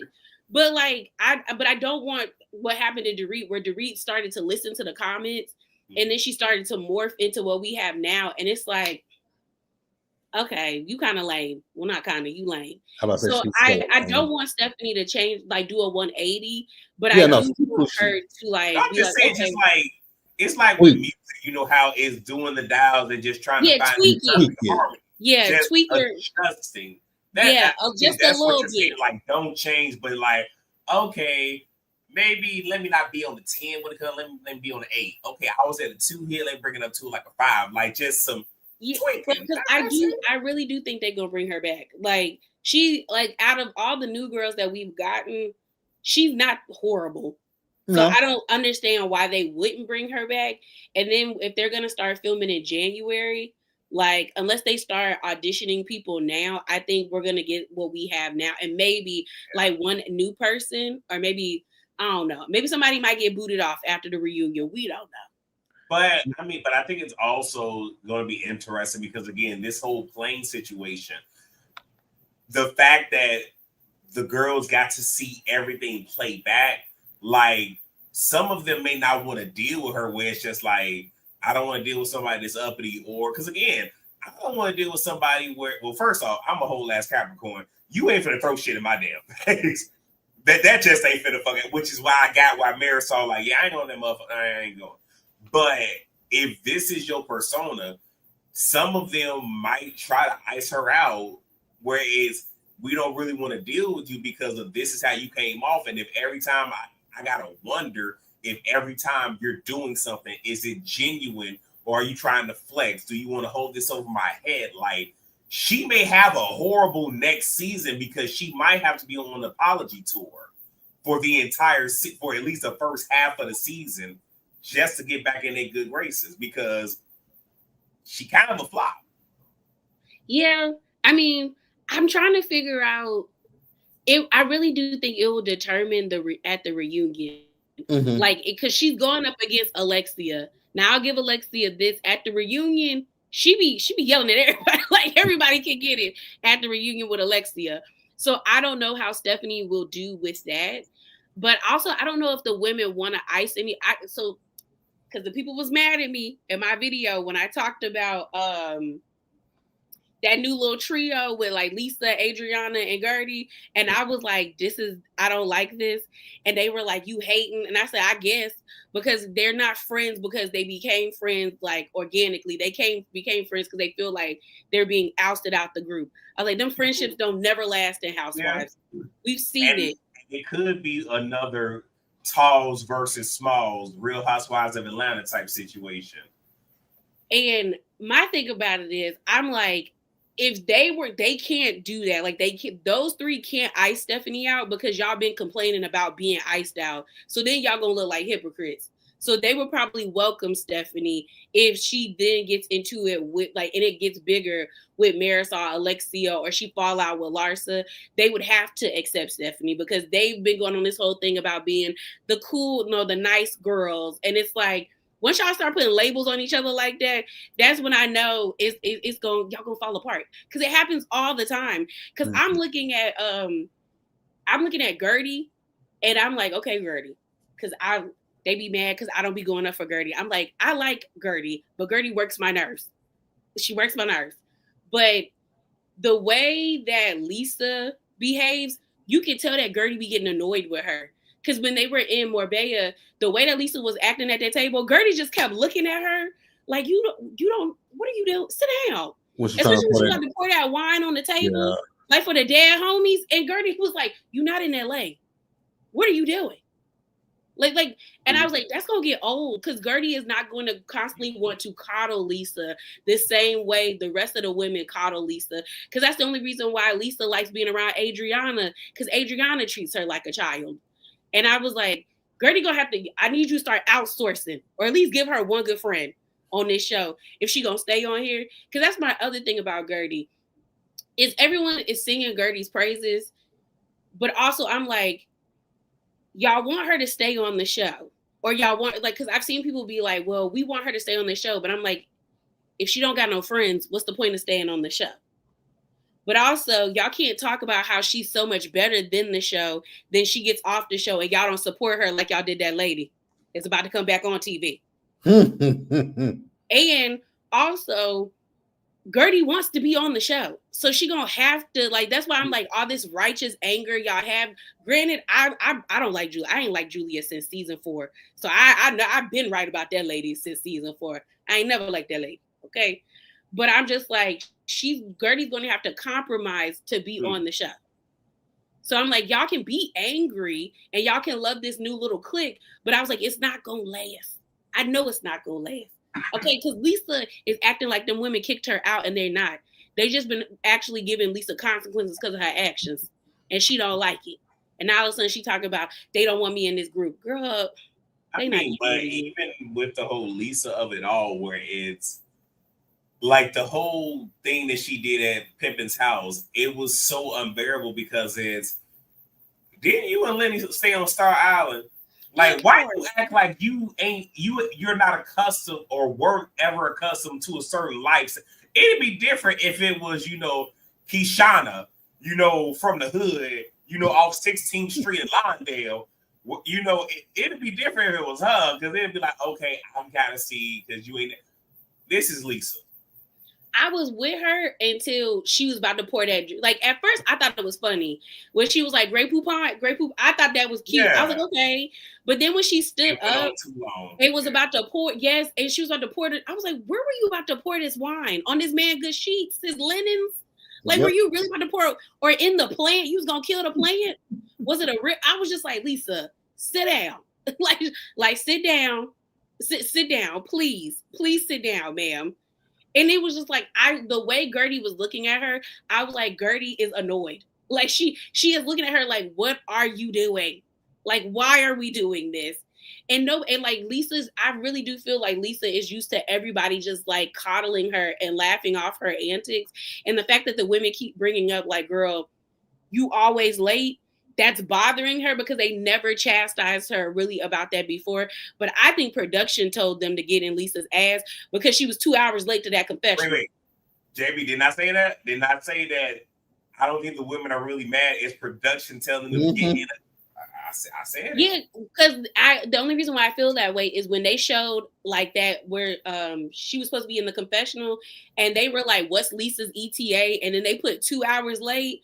I said, girl, this probably been like the 3rd or 4th time you've been this late before. And they over you. Because you can't tell me Lisa has always been late. But I was like, girl, you have probably shown up too many times late to work and they are sick of it. Yeah. I was like, oh, they let you know they done with you. Because now Lisa is talking like about how, oh, I'm always on time now. I said, because somebody probably tell you we're gonna start docking your pay if you don't come on time. Because the only reason she was on time for that plane is because she knew Stephanie would leave her on that tarmac. Like, that's the only reason she was on time for that plane ride. And for the boat. Because she knew the boat, you can't, when the cruise is leaving. And they not coming back. Mm-mm. So Lisa knows she can be, like, Lisa be on time when she want to be on time. She just choose not to. So yeah, I don't disagree because I'm pretty sure they all tired of Lisa being late, and they have every right to be, because like I said, I'm a punctual person. I prefer to be on time. If I'm going to be late, I'm gonna let you know. But very rarely, if I'm late, I'm gonna give you a call, be like, hey, running a few minutes late. So we on the last episode. So I'm just gonna talk about, because this last episode was pretty much filler in my personal opinion. So I'm just gonna talk about each girl's real quick, and then if y'all want to have anything to chime in on, then y'all can talk about it.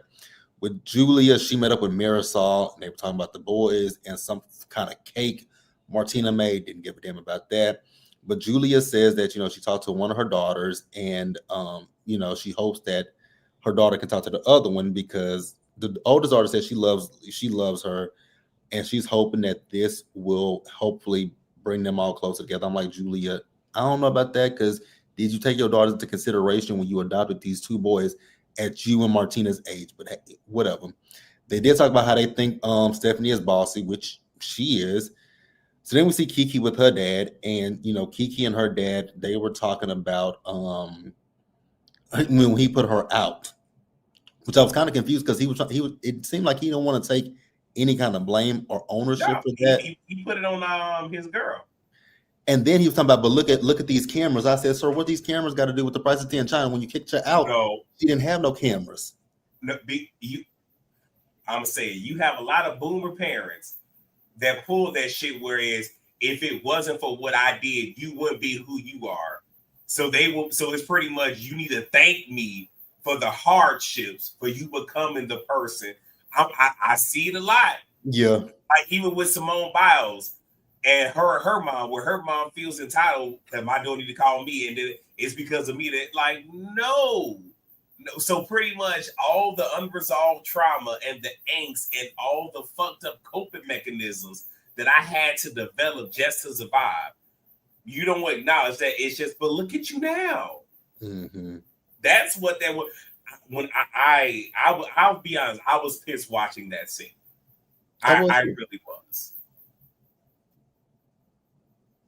Exactly, Chuck. Yep. Joe Jackson effect. So then Lisa, ma'am, you don't know how to be independent of yourself, because she misses being a Mrs., but she said she's not ready to get married yet. She want to be a fiance. I was like, but it's saying that the hand is real empty. Okay. All I know is Jody glitched, and that was funny to me. Like, he didn't know how to respond to her. He was like, yeah, well, that, yeah. I said, oh, girl. And then in the confessional, where he was like, it's a lot. It's a lot dealing with her. I just want to know what they fighting about for him to be getting kicked out and having to sleep on the couch. Like, is it about getting married, or is it about like something else? But like, she was shocked that he said that. And I was like, because for him to bring it up makes me feel like it has happened more than like 2 or 3 times that he has had to sleep on the couch. I'm going to say this, and I really don't want this to sound chauvinistic at all. I really don't. If I'm sleeping on the couch in a apartment house or whatever that I'm paying the mortgage on, I'm paying the rent on, I'm paying the bills, utilities, I'm paying for the food. If I'm sleeping on the couch, it's because I choose to. You ain't finna make me sleep on no motherfucking couch and I pay everything in here. I'm just saying, like, we gonna lay in this bed mad together. Now that I ain't finna do. But what I'm saying is, but if you not at least going half on this, yeah, you ain't kicking me out of shit. They ain't got no spare bedroom in that big ass house. Is my thing. And you sleeping in the spare bedroom. Again, if I sound chauvinistic, y'all, I'm sorry, but I get it though. So then, I mean, I'm pretty sure lady feel the same way. If she bringing in the bacon, the bread, the eggs and shit, and her dude tell her, man, go sleep on the motherfucker. I'm pretty sure she'll be like, sleep on the who? No, you lie. Well, I don't think Lydia will be financing a man any fucking way, but I'm just saying. No. I I mean, I get it. It's like if I pay the bills, you can't really tell me nothing. Mm-hmm. But I'm still like really like what y'all be fighting about? Where you have to kick him out and make him sleep on the couch. Like that is what I'm interested in. But also, I'm just like I don't get it. Like Lisa be giving like clueless. So I'm just like, do y'all really be what y'all be arguing about? Like I want to know. It's probably the most trivial of things, though. It probably is, but that's why I'm just like it has to have happened more than like 1 or 2 times, because for him to bring it up, it's one thing for me to be like, I don't really want to be in bed with you today. Go sleep on the couch. And then for me to, if I say it more than twice, we have issues. Because Jody was like, we need to go see somebody, which means they argue more than what she's like letting on. So mm-hmm. I'm like, and I'm not saying like just because you argue, you need to go to marriage counseling. It could be beneficial if y'all are in a healthy relationship just to make it healthier. But I'm just like, for him to be like, no, we need to talk to somebody. It makes me feel like, girl, y'all be arguing. And I'm like, so then I'm looking at Lisa like, you basically switch one relationship for another. Like Jody seems like a very nice person. He don't seem like he would move like Lenny. He mm-hmm. seems like he has more integrity. But it's also like you didn't heal from that relationship. You immediately got with Jody. From one relationship to the next. Yeah, so it seems like you're repeating patterns, and maybe you don't even know that you're repeating patterns. Because for her to still wear the ring, there's something going on there, girl. Because I would not wear that ring. We would have sold that by now for something. Maybe because I believe like certain things be carrying energy. I wouldn't want nothing that Lenny gave me after you played in my face like that. Cajun, and then had your mama kick me out while that lady was in my no. Cajun, don't get blocked tonight. Please don't. Because here you come trolling. I've been ignoring you. So the next scene, Stephanie, did you really need your friend Anastasia to tell you that you're not in a male-dominated industry, that you're amongst a group of women, and if the women are telling you how they feel, listen to them? Did you really need your friend for that? Now, what I will give you kudos for is kudos on the this Christmas party, which is the season finale, which is the finale party. Kudos on that, and the fact that you want to do proceeds to Haiti. But did you really need Anastasia for that? Really? Maybe I mean, that's some good makeup, though. That is so good. Like, my friend, back in my day when I was, like, doing a lot of, like, looking at makeup stuff, but one of my close friends, she's really into makeup, and she loves their lip liners. Like, mm-hmm. The only reason why I know so much about it is because of RuPaul's Drag Race. They always give them, like, a year supply of it, and, like, all the queens have said how good the makeup is. So it's not like a cheap. She got some good quality products, I'll say that. Because Anastasia Beverly Hills is like everywhere.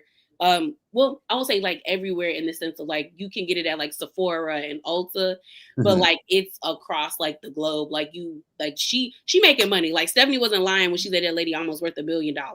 Okay. Like the people love that stuff. Yeah, I didn't think that she was lying about that because like I said, I don't know nothing about makeup. I was just like, okay, cool. But I was just more so stuck on the conversation about you're not in a male-dominated field with this goddamn show. It's like, did you really need her to tell you that?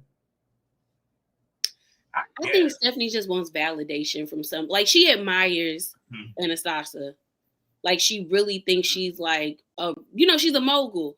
Mm-hmm. So I think she just needed to hear somebody tell her, like, it's okay that you act this way, but it's also good that you're around these women that will make you, like, think before you speak. Okay. And I mean, but again, that also lets you know where she places her value. Because it's not that this was a lifelong friend. telling you this. This is a business acquaintance that has a certain price point where you only value her opinion because of how much money she has, not because of the genuine relationship that you have with her. Because again, it'd be different if it was her homegirl for 20 years telling her that. I probably would have been like, okay, yeah, I can see her taking that advice from her because, okay, y'all known each other for 20 years. This is just a business relationship. Right. That's where I was coming from. I can see it. Y'all are right. Because I didn't even think about it that way. That like this isn't somebody that she's been friends with for like years. This is just a lady that like she really admires. So it's kind of like hearing your idol tell you, like, no, it's okay for you to be this way, but it's also good that you have people that will challenge you because you need that as well. See, that's where I was coming from. So then we get to the cruise.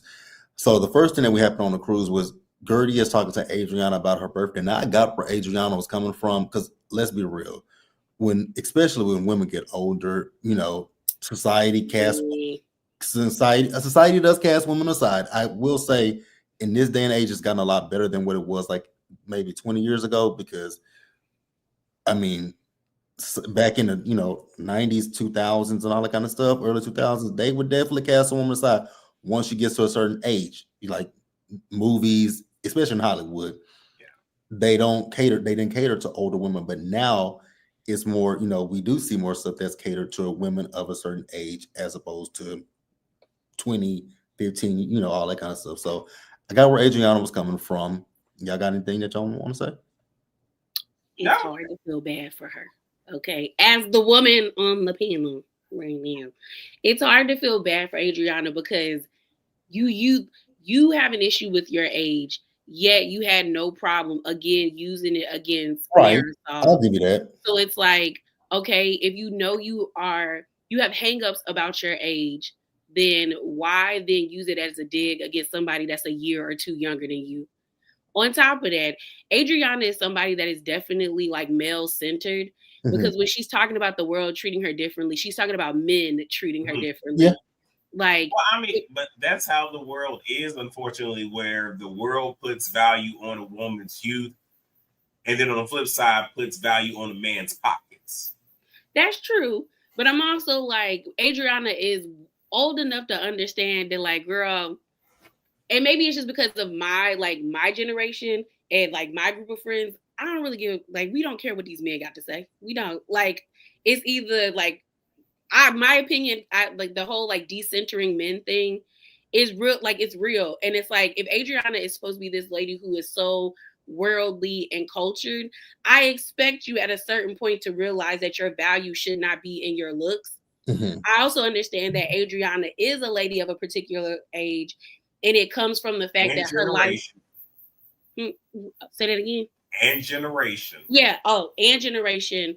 And I do think she really thought she was going to sell off into the sunset with that Frenchman that she married during season 2. I think it was season 2, or maybe season 3. And live on. Well, I don't think she wanted to live on that boat, but I really think that like life is not. She's not where she thought she would be at this age. She's also not with a man that she thought she would be with. So in that regard, I can understand that, but it's just like it's hard for me to give somebody sympathy who constantly is using like ages, like you're screaming about ageism, yet you also are being ageist. You also are digging on another person's looks. You're also talking down to them. And then you expect people to have like all of this sympathy and care for you. And it's like, it'd be one thing if you practice what you preach. Like if Adriana was just like, she found other ways to go at Marisol and the other women, I'd been like, I bet. Like, you know what? I feel for you. But she's constantly bringing up how Alexia is always jealous of somebody younger. You are too. You keep talking about how you got traded in for 2 new models. And you're always talking about like men and how you feel about relationships. But it's like, yeah, and still Marisol and Alexia don't be hurting for the men. They be trying to come for the Cuban Barbie and Marisol. Marisol maybe she sometimes be looking, drowsy in the face, and it's at times. But like her and Steve, yeah. Now she look like Droopy. She do. Okay, but I will say this: at least like she found her person. Like I said, I feel like it's a lavender marriage, but like she's happy. Her and Steve are genuinely happy, and it's like she found her person. Alexia gonna find somebody else, cause somebody gonna want to get on the Cuban Barbie.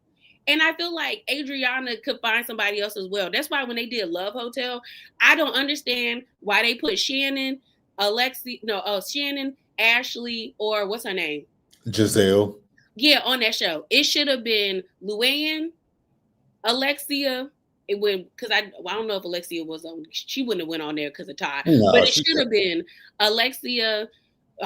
What's her name? Adriana, Luann, and like one other and maybe Sonia, but Sonia got a drinking problem. So, but like, that would have made the show. It would have been a good time, though. I ain't gonna hold you. And that's what I'm saying. It's just like I understand not wanting to get old or like seeing the world treat you differently and being like, damn, like y'all only cared about me because of my looks. But I'm also like, well, you knew you benefited off your looks.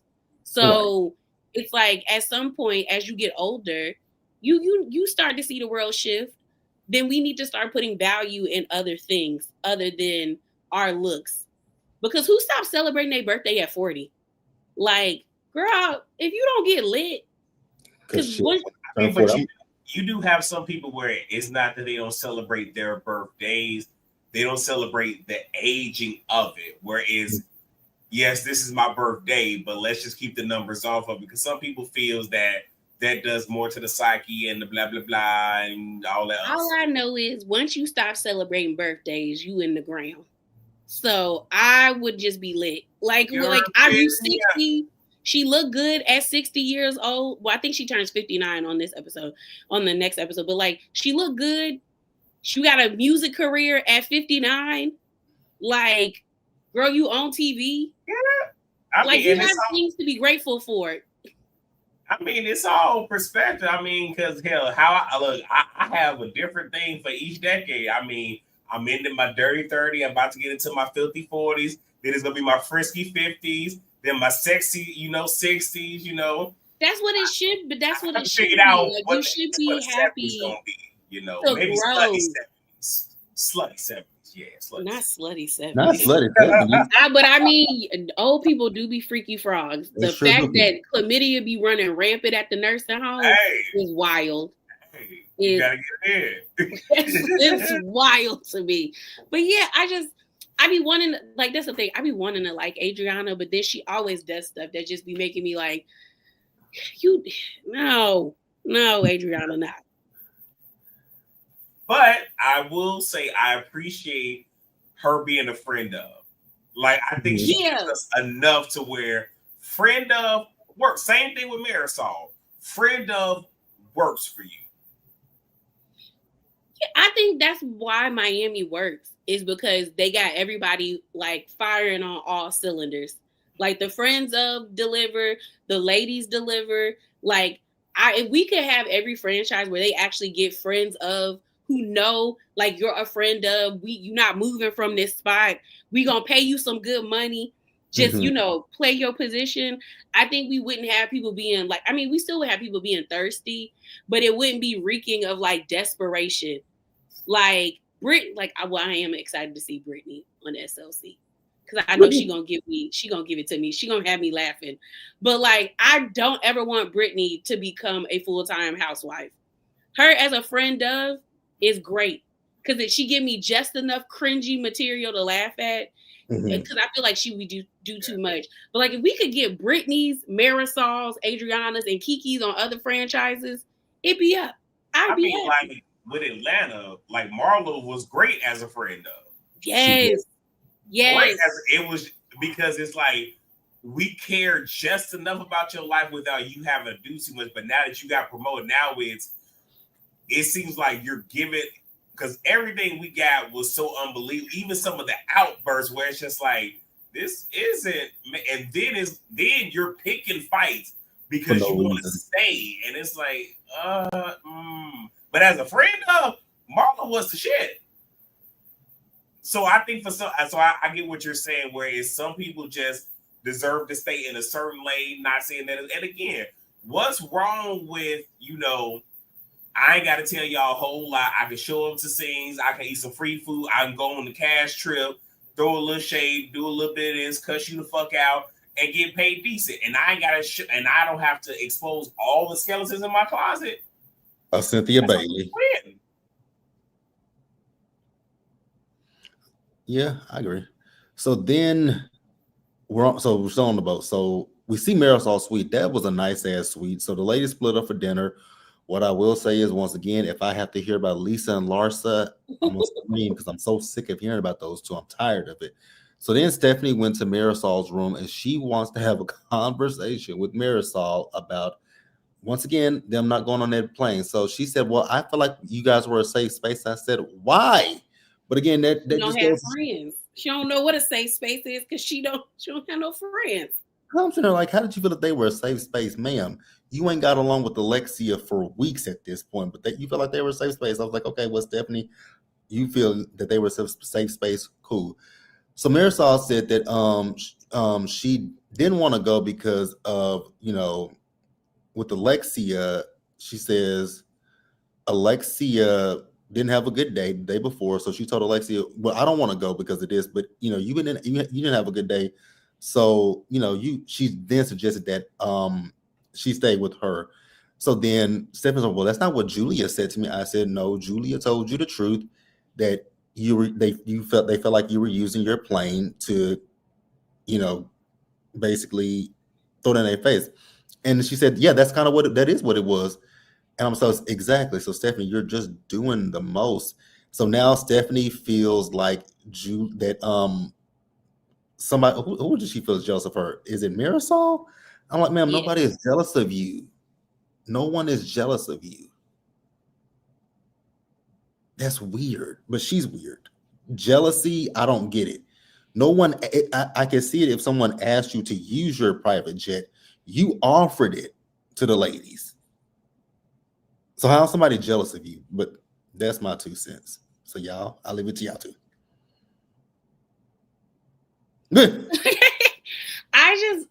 My thing about Stephanie is like, I now, like, because at first I was trying to give her the benefit of the doubt with her sisters. Mm-hmm. Like, I was like, well, maybe, because, I have a sister, so I know how it could be, like, y'all be fighting off and on and all of that stuff. Mm-hmm. But watching the way that she went to Marisol, now we're going to see her in the next episode go to Alexia. And it's like, what do you want from them? Because like I said in the beginning of the panel, I was like, I don't negate the fact that Marisol, it probably is a demon in real life. Okay. Mm-hmm. She probably is horrible. But like in this context, I don't understand. Like Stephanie needs to show me proof that the lady is moving shiesty or she's doing some snake stuff. Because right now it's just, she told you the truth. Like I didn't want to go and I was going to be okay if Alexia went. But I didn't change my mind. I was like, yo, girl, we both ain't have a good time. So let's go together. Like, stay here with me and we'll just go around. And Alexia was like, okay, I'm down. Mm-hmm. So I'm like, what else did you want from them? And she keeps lying about, Julia said that you said I was bossy. And I was like, no, Julia said that sometimes you can be bossy. On top of that, she was like, Julia said you thought, y'all said that I would leave you there. You said that. You basically said that if you felt disrespected, people was going to have to find their rides back. Mm-hmm. That's basically telling people you would stranded, like you would leave them stranded. Like, and maybe she is just taken aback that, like, I don't know if they're using that against her, or maybe she's just like, dang, I really said that. Like, I ain't mean to say it. Like, I didn't mean it for that to come off like that. But that's what you told these women, that you would leave them and they would have to drive 2 or 3 hours, well, actually 2 hours and 30 minutes back to Seville. Like, that's what you told them. So I don't understand why she doesn't understand why they wouldn't, like, they would be uncomfortable or just decide, you know what, it's a hassle to go with you, so we might as well not go.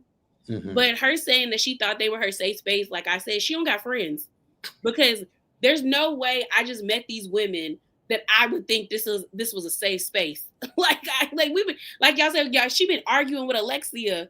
Like, we had one cute little fun night. That's all that was. Like, we were good this one time.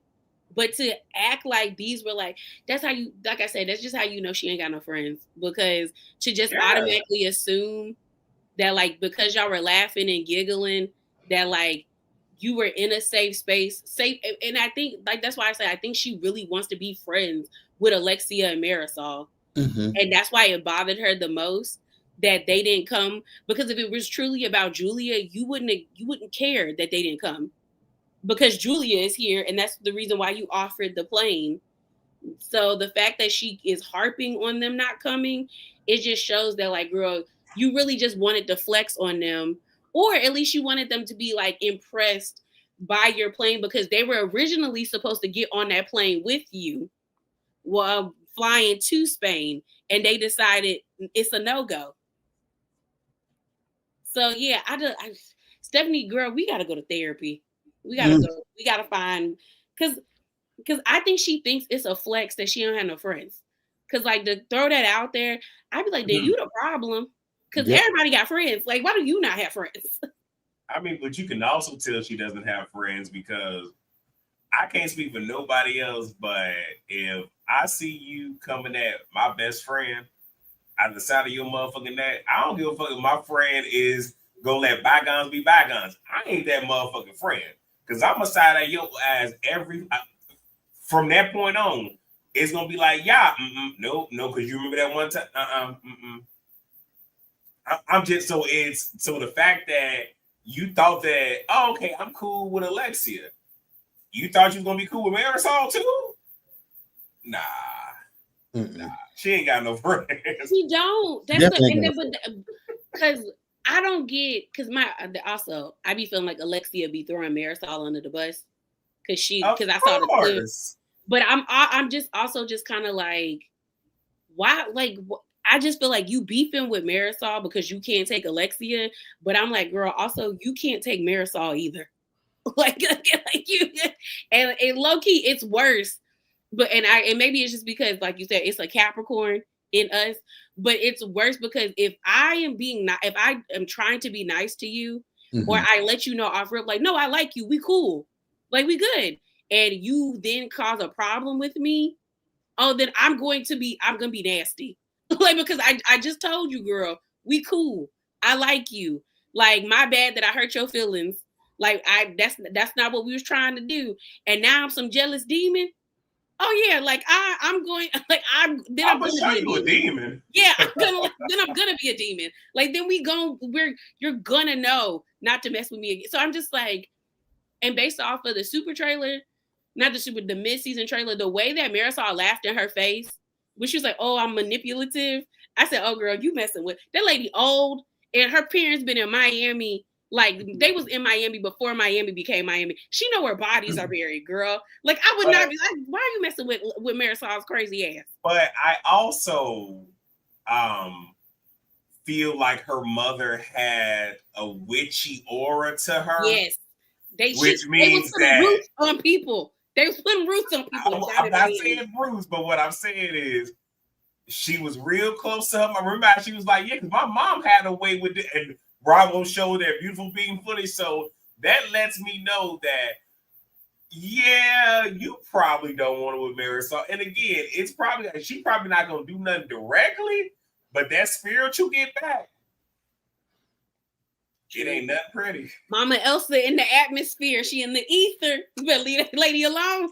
when they flash back to when Mama Elsa told that drag queen that she would smack her with her purse, and I know that old lady meant it. I know she meant it, that she was gonna hit that drag queen with her purse. I don't know. I just feel like Stephanie, like I think it was either I think it was you, y'all, when you were like she trying to see what's gonna stick. Yeah. And it's not gonna stick. Stephanie gonna get eight. Like, well, I don't know. I don't know if she gonna get eight because now it's interesting to watch the way the fans like shifts perspectives. Because now everybody's like, oh my gosh, she's so right about Marisol. And like I said, Marisol don't like Marisol. Yeah, she is a demon. But I'm like, in this context, like, where is she being a demon? Like I don't see the demon. But you know what? But I will say this though. It's okay, because I know this because it has happened to me where it's I call it out because I see it in you. Again, JB, going back to a previous conversation of me saying to a coworker, I feel like, that you need to be in control of things. I'm a control freak. I know that. So if I'm a control freak, I can see that in another person. Like my cousin, she will run a nigga pockets quick in the motherfucker. That's why she always told me, if you fucking with somebody, bring that bitch to me so I can scope out. Because I can see it. Like it's on me honest, so I can see it in her. So I think with Stephanie, it's the fact that I know I'm a whole ass demon, so I see it in you. You have yet to show it, but I see it because it's happened to me where everybody like you're the devil, and I'm like, oh no, there's a dark side. Y'all just ain't seen them yet. And if I let that motherfucker out, y'all really go be in the corner shaking because y'all. So I think that's what it is, where I see it in you because it's in me. It just Marisol ain't truly shown it to her. Right. If that makes sense. I get it. No, I just feel like she not doing that. I just don't get, like, that's the part about Stephanie is like, you're right, but it's like it's not like you're not doing it right. Like you're right about Todd. You are slightly right about Alexia feeling like she could talk down to people because she do be talking down to people. And you're right about Marisol. But if they haven't done anything to like show you it's just like you look crazy and you look like you're picking fights with them, and they haven't done anything to warrant all of this. And I don't get why Stephanie, because I feel like when people say they are a boss, I'm expecting a certain type of like awareness, and she don't got it, which is wild to me. Well, I agree. I absolutely agree. So yeah, we got through it, y'all. We got through what, 4 episodes? Yep. So I guess we'll be behind because I guess Thursday is gonna have to work because any other time. So next week we'll do this week's episode, which that's fine. It ain't that big of a deal because we only got 2 episodes left. So we'll go around the room. Yeah, so because I don't stop watching OC. So oh, you did? Yeah, I did. They mad at me on OC. Yeah, I had to let OC go. Which I said to my people, I'll come back for OC for the reunion, but I don't want to sit there and watch. I just, it ain't even got nothing to do with Katie. It's just I just don't like how they ganged. It was the gang up for me. I was like that ain't. Which Katie is a liar, but I feel like y'all give Tamara grace for shit she's done. But well, I mean, but as much as I can't stand Tamara, she can give a masterclass. Oh, she an evil genius. Tamara is an evil genius. That's why I don't feel bad for Katie, because I don't know how you buddying up to this lady, and she was the one that started the takedown. That is so confusing to me. That's why I'm like, that's why I don't feel bad for her. I don't feel, because girl, you lying. And people be trying to argue me in my comments, and I'm like, she's lying. I get it, you like her, but she a liar. Okay, so you like a liar. Yeah. Granted, do it look bad that all them white women is ganging up on this one lady? Yes, it does. But I need the Asian lady not to be doing stuff to get ganged up on. I agree. So it's like, it's fair that they're ganging up on her. The way it looks, it's like, it's harsh. Because it's like, y'all, like you said, JB, they don't give Tamara that much. But also, Tamara fight back. That's the problem with Katie. And that's my problem with Katie. That is my issue with Katie. Katie doesn't fight back. That is my issue with Katie. And it's like, if you're going to do stuff, I need you to stand, like, you need to stand in it and be like, yeah, I did it. Like, Emily wouldn't have been able to, I would have gave Emily another reason to kick me out that house. Exactly. Because I would have started cussing everybody out. I would have drunk every last one of them. That part, because you already think I'm a bad person, might as well go full throttle. And she just cries about it. And I'm like, Katie, then stop lying. I need you to stop it if you're not going to stand in it. And also, like, even though I do like Gretchen from previous seasons, but she not giving me the Gretchen that I used to love. But what I'm gonna say with Katie is, Katie, have you watched Ultimate Girls Trip when they was at Dorinda Place? Because Dorinda got no, because what I'm saying is, what's her? I just forgot her name. What's her? Tamara. She know who to go there with, because when she came in that room and cussed her ass smooth the fuck out, she ain't say shit the fuck else to the. She sat there looking. So you need the right person. So if Katie had that spirit on her, yeah, she could back a lot of motherfuckers. But if they know that you're weak and you're an easy target, and then it doesn't help that you lie and don't remember shit, yeah, makes it easy to come at you. True. But like, and the thing about it is, and they're gonna be mad at me when I do my next review because I'm gonna keep saying how I feel. But Katie is playing way too into the fans, and I'm like, girl, yeah. The fans love you. The way that Jen has been getting her back kicked in for the past 2 weeks, they ain't been off that lady neck since. And I'm like, if you would have never thought that Jen was a fan favorite for 2 years in a row, if you just came into watching this show. And I'm like, Katie, you're playing up with the fans, but I promise you, if you don't deliver at that reunion, you don't bust out some like not life altering, but like some shocking receipts and prove that Gretchen and Slade really did put you up to like telling Kiki or telling you to hold the line, then it's you a dud. And then she keeps like talking about like, just read the comments. Everyone wants me here.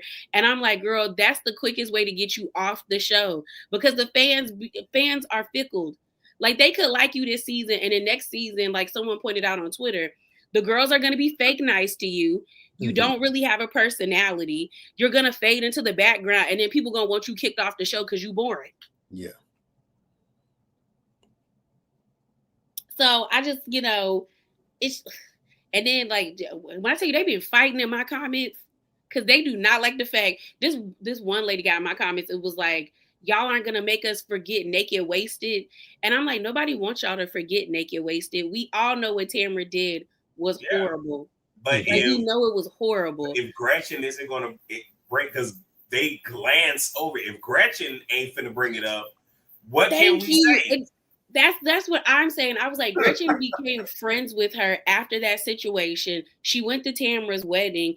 On top of that, she's also not harping on it this season. Because my thing about if Gretchen was smart, she would have been like, I said, maybe I did say that, but what you did to me was fucked up. And then what can Tamara say? She can't say anything. But the fact that Gretchen is like, no, I would never. It's like, so now we're playing the game of like, who's lying? Yep. And that's why I'm over the season already. That's why I'm over the season. It's like, who's telling the truth? I'm just waiting for the end because they said the finale, they was like, it's like, yeah, I saw Gina mention that. And what's her name? Heather mentioned it too, that it like shifts, like it's bad. And I'm like, what's so bad? Because Tamara was in that lady face saying F you. And I was like, you ain't gonna push her. I just be waiting for somebody to push Tamara. Because Tamara loved to get in somebody's personal space. I just want to say, why does Tamara's face always look like her upper and bottom lip stain? Okay, now anyway, keep going. I'm sorry. I mean, her face is always scratched up like she smells something stinking. It's coming from her. That's because Tamara, she's an evil genius. She's a devil. She's an evil genius. Like when I tell you, I was like, the way that she saw the tide shift and she pivoted, I said, girl, I can't even hate. Because I said, you did that. You did, and you did it so effortlessly to the point where now the fans are singing your praises. And there's been so many fan accounts that I have seen that were dog walking Tamara. And now all of a sudden it's like, oh, Tamara's right.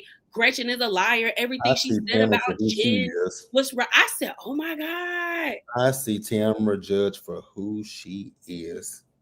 Look, I could never stand Tamara. Me either. Tammy Sue. Never. Yeah, but I say Tammy Sue, never could see it for her. I just feel like Tamara is what I like her as a villain. Yeah, she's a good villain. Of like, she's easy. It's easy not to like her. Like she doesn't really. She may have moments where she somewhat redeems herself, but she always goes back to like being a bitch. Yeah.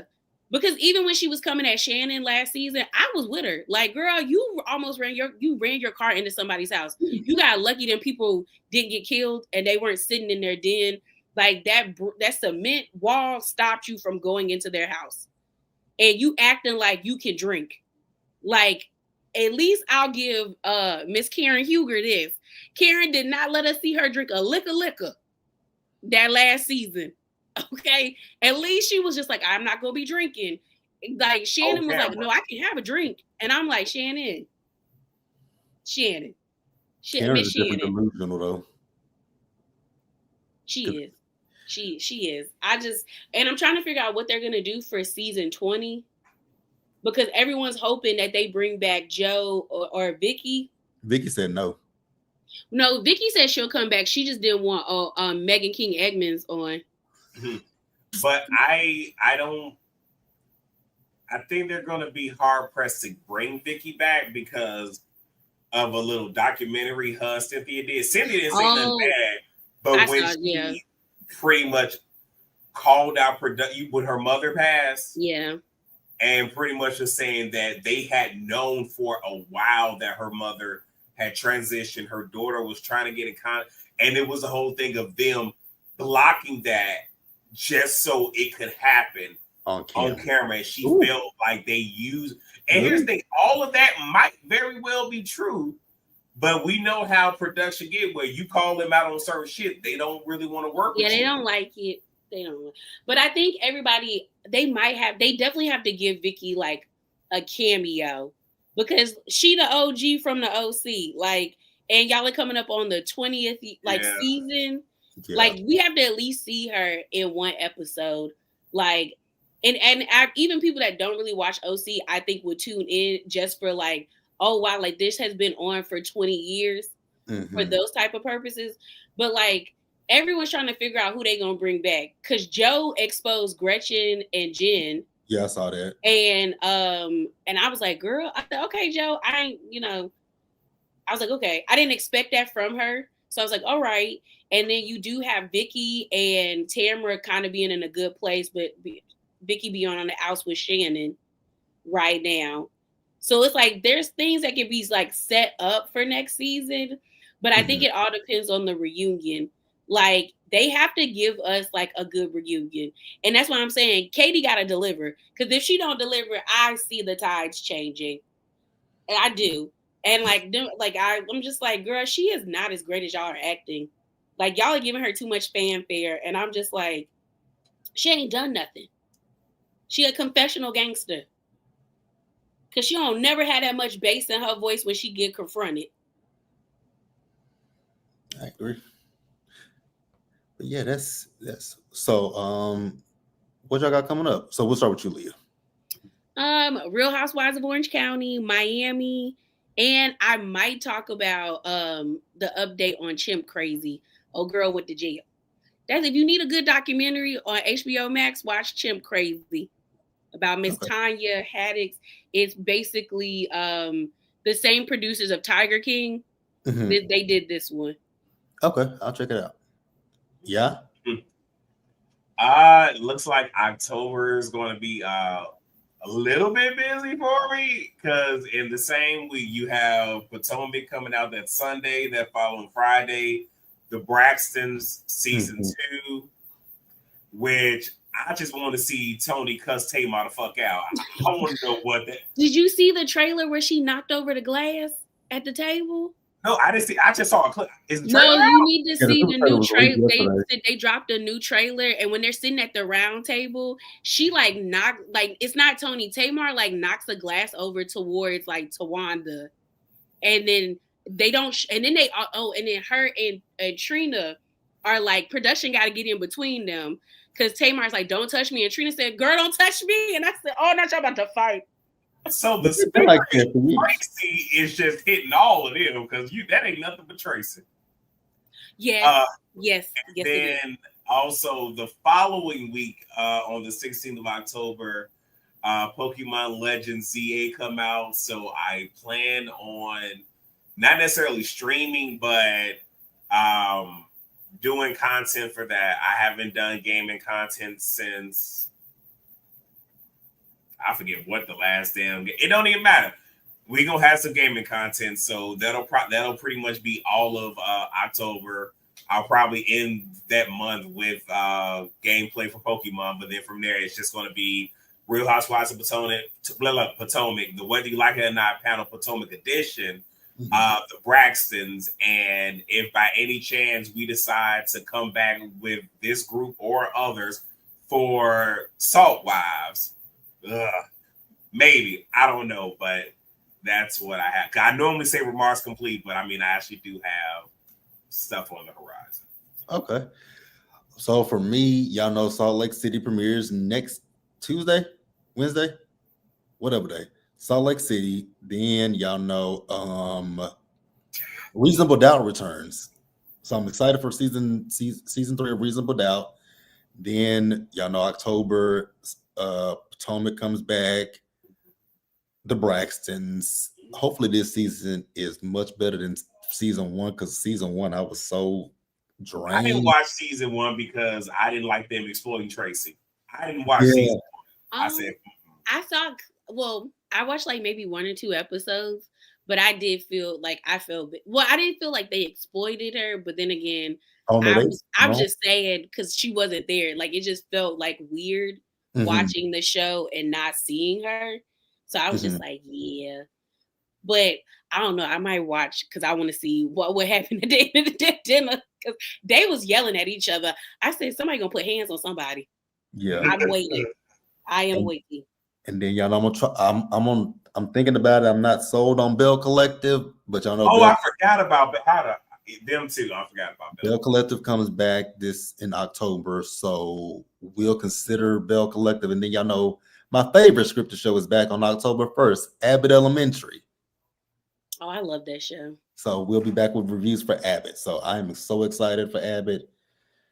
Y'all know I'm a scripted person. I prefer scripted over reality TV, even though sometimes there's more reality than there is scripted sometimes. And it's just like, and y'all know this fall, that show with Kim Kardashian and they have not released a trailer or I know what you're talking about.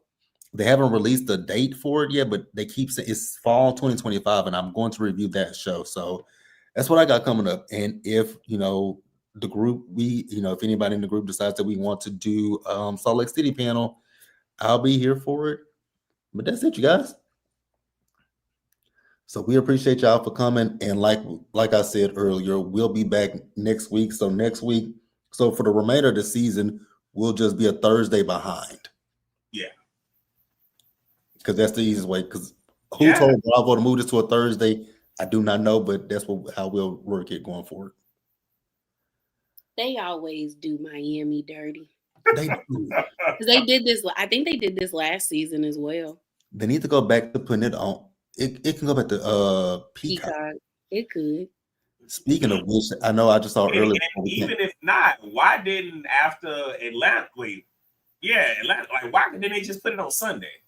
I think Sunday's for the black people. That's Black Sunday. I think it is. No, because they did the same thing with Miami, because Miami used to come on right after Beverly Hills on Tuesdays. Wednesdays. And then they switched it, and then they moved it to its own slate on Wednesday. Yeah, they did that with Dubai too. Yeah, they did the same. So I don't know what they're doing, because I'm like, if they were smart, because I think Salt Lake City comes on Wednesday. Does it? It's the 16th. Yes, the 16th. So that comes on. If they were smart, they would have put Salt Lake City on Tuesday, then Miami on Wednesday, and then Thursday would have been OC. And then while Miami is about to go off, then you have OC, because we know OC going off because Potomac is coming. Because they just want OC. They're gonna want Salt Lake City and Potomac running at the same time. Like last time. Because they're getting ready to film New York City, which I saw it earlier. Rhode Island is wrapping up, and Beverly Hills is already done. Which I'm not really looking forward to. No, I'm not looking forward to Beverly Hills. Y'all can have that. Oh, I am. I want to see if any of my predictions come true. That's all. I've heard that there were some issues with Bose and Dorit at one point. Yeah, I saw that too. They got a little rift in their friendship. So that part, and they said the new girl, Amanda, she getting into it with Dorit and Sutton. Yes, it's a few girls that I saw, because we knew about because I saw a picture of them all filming a group scene, and there was another. I think it's Rachel. Rachel's Rachel used to be on Bravo. I think it was called the Rachel Zoe Project. Mhm. She's like a stylist. I remember seeing that show when I was younger.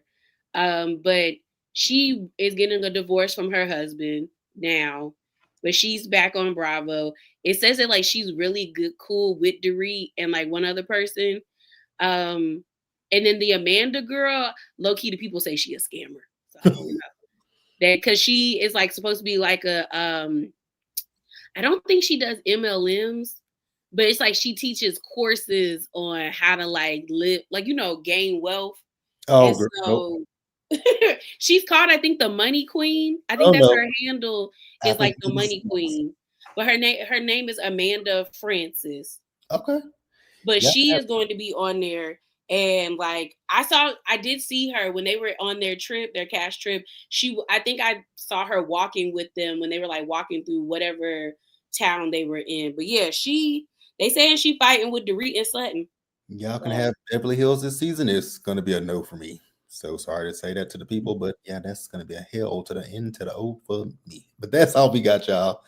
So we're going to get on off of here, and I hope y'all have a great rest of your night. And we will see bye. y'all on the next one. Bye, y'all. Bye.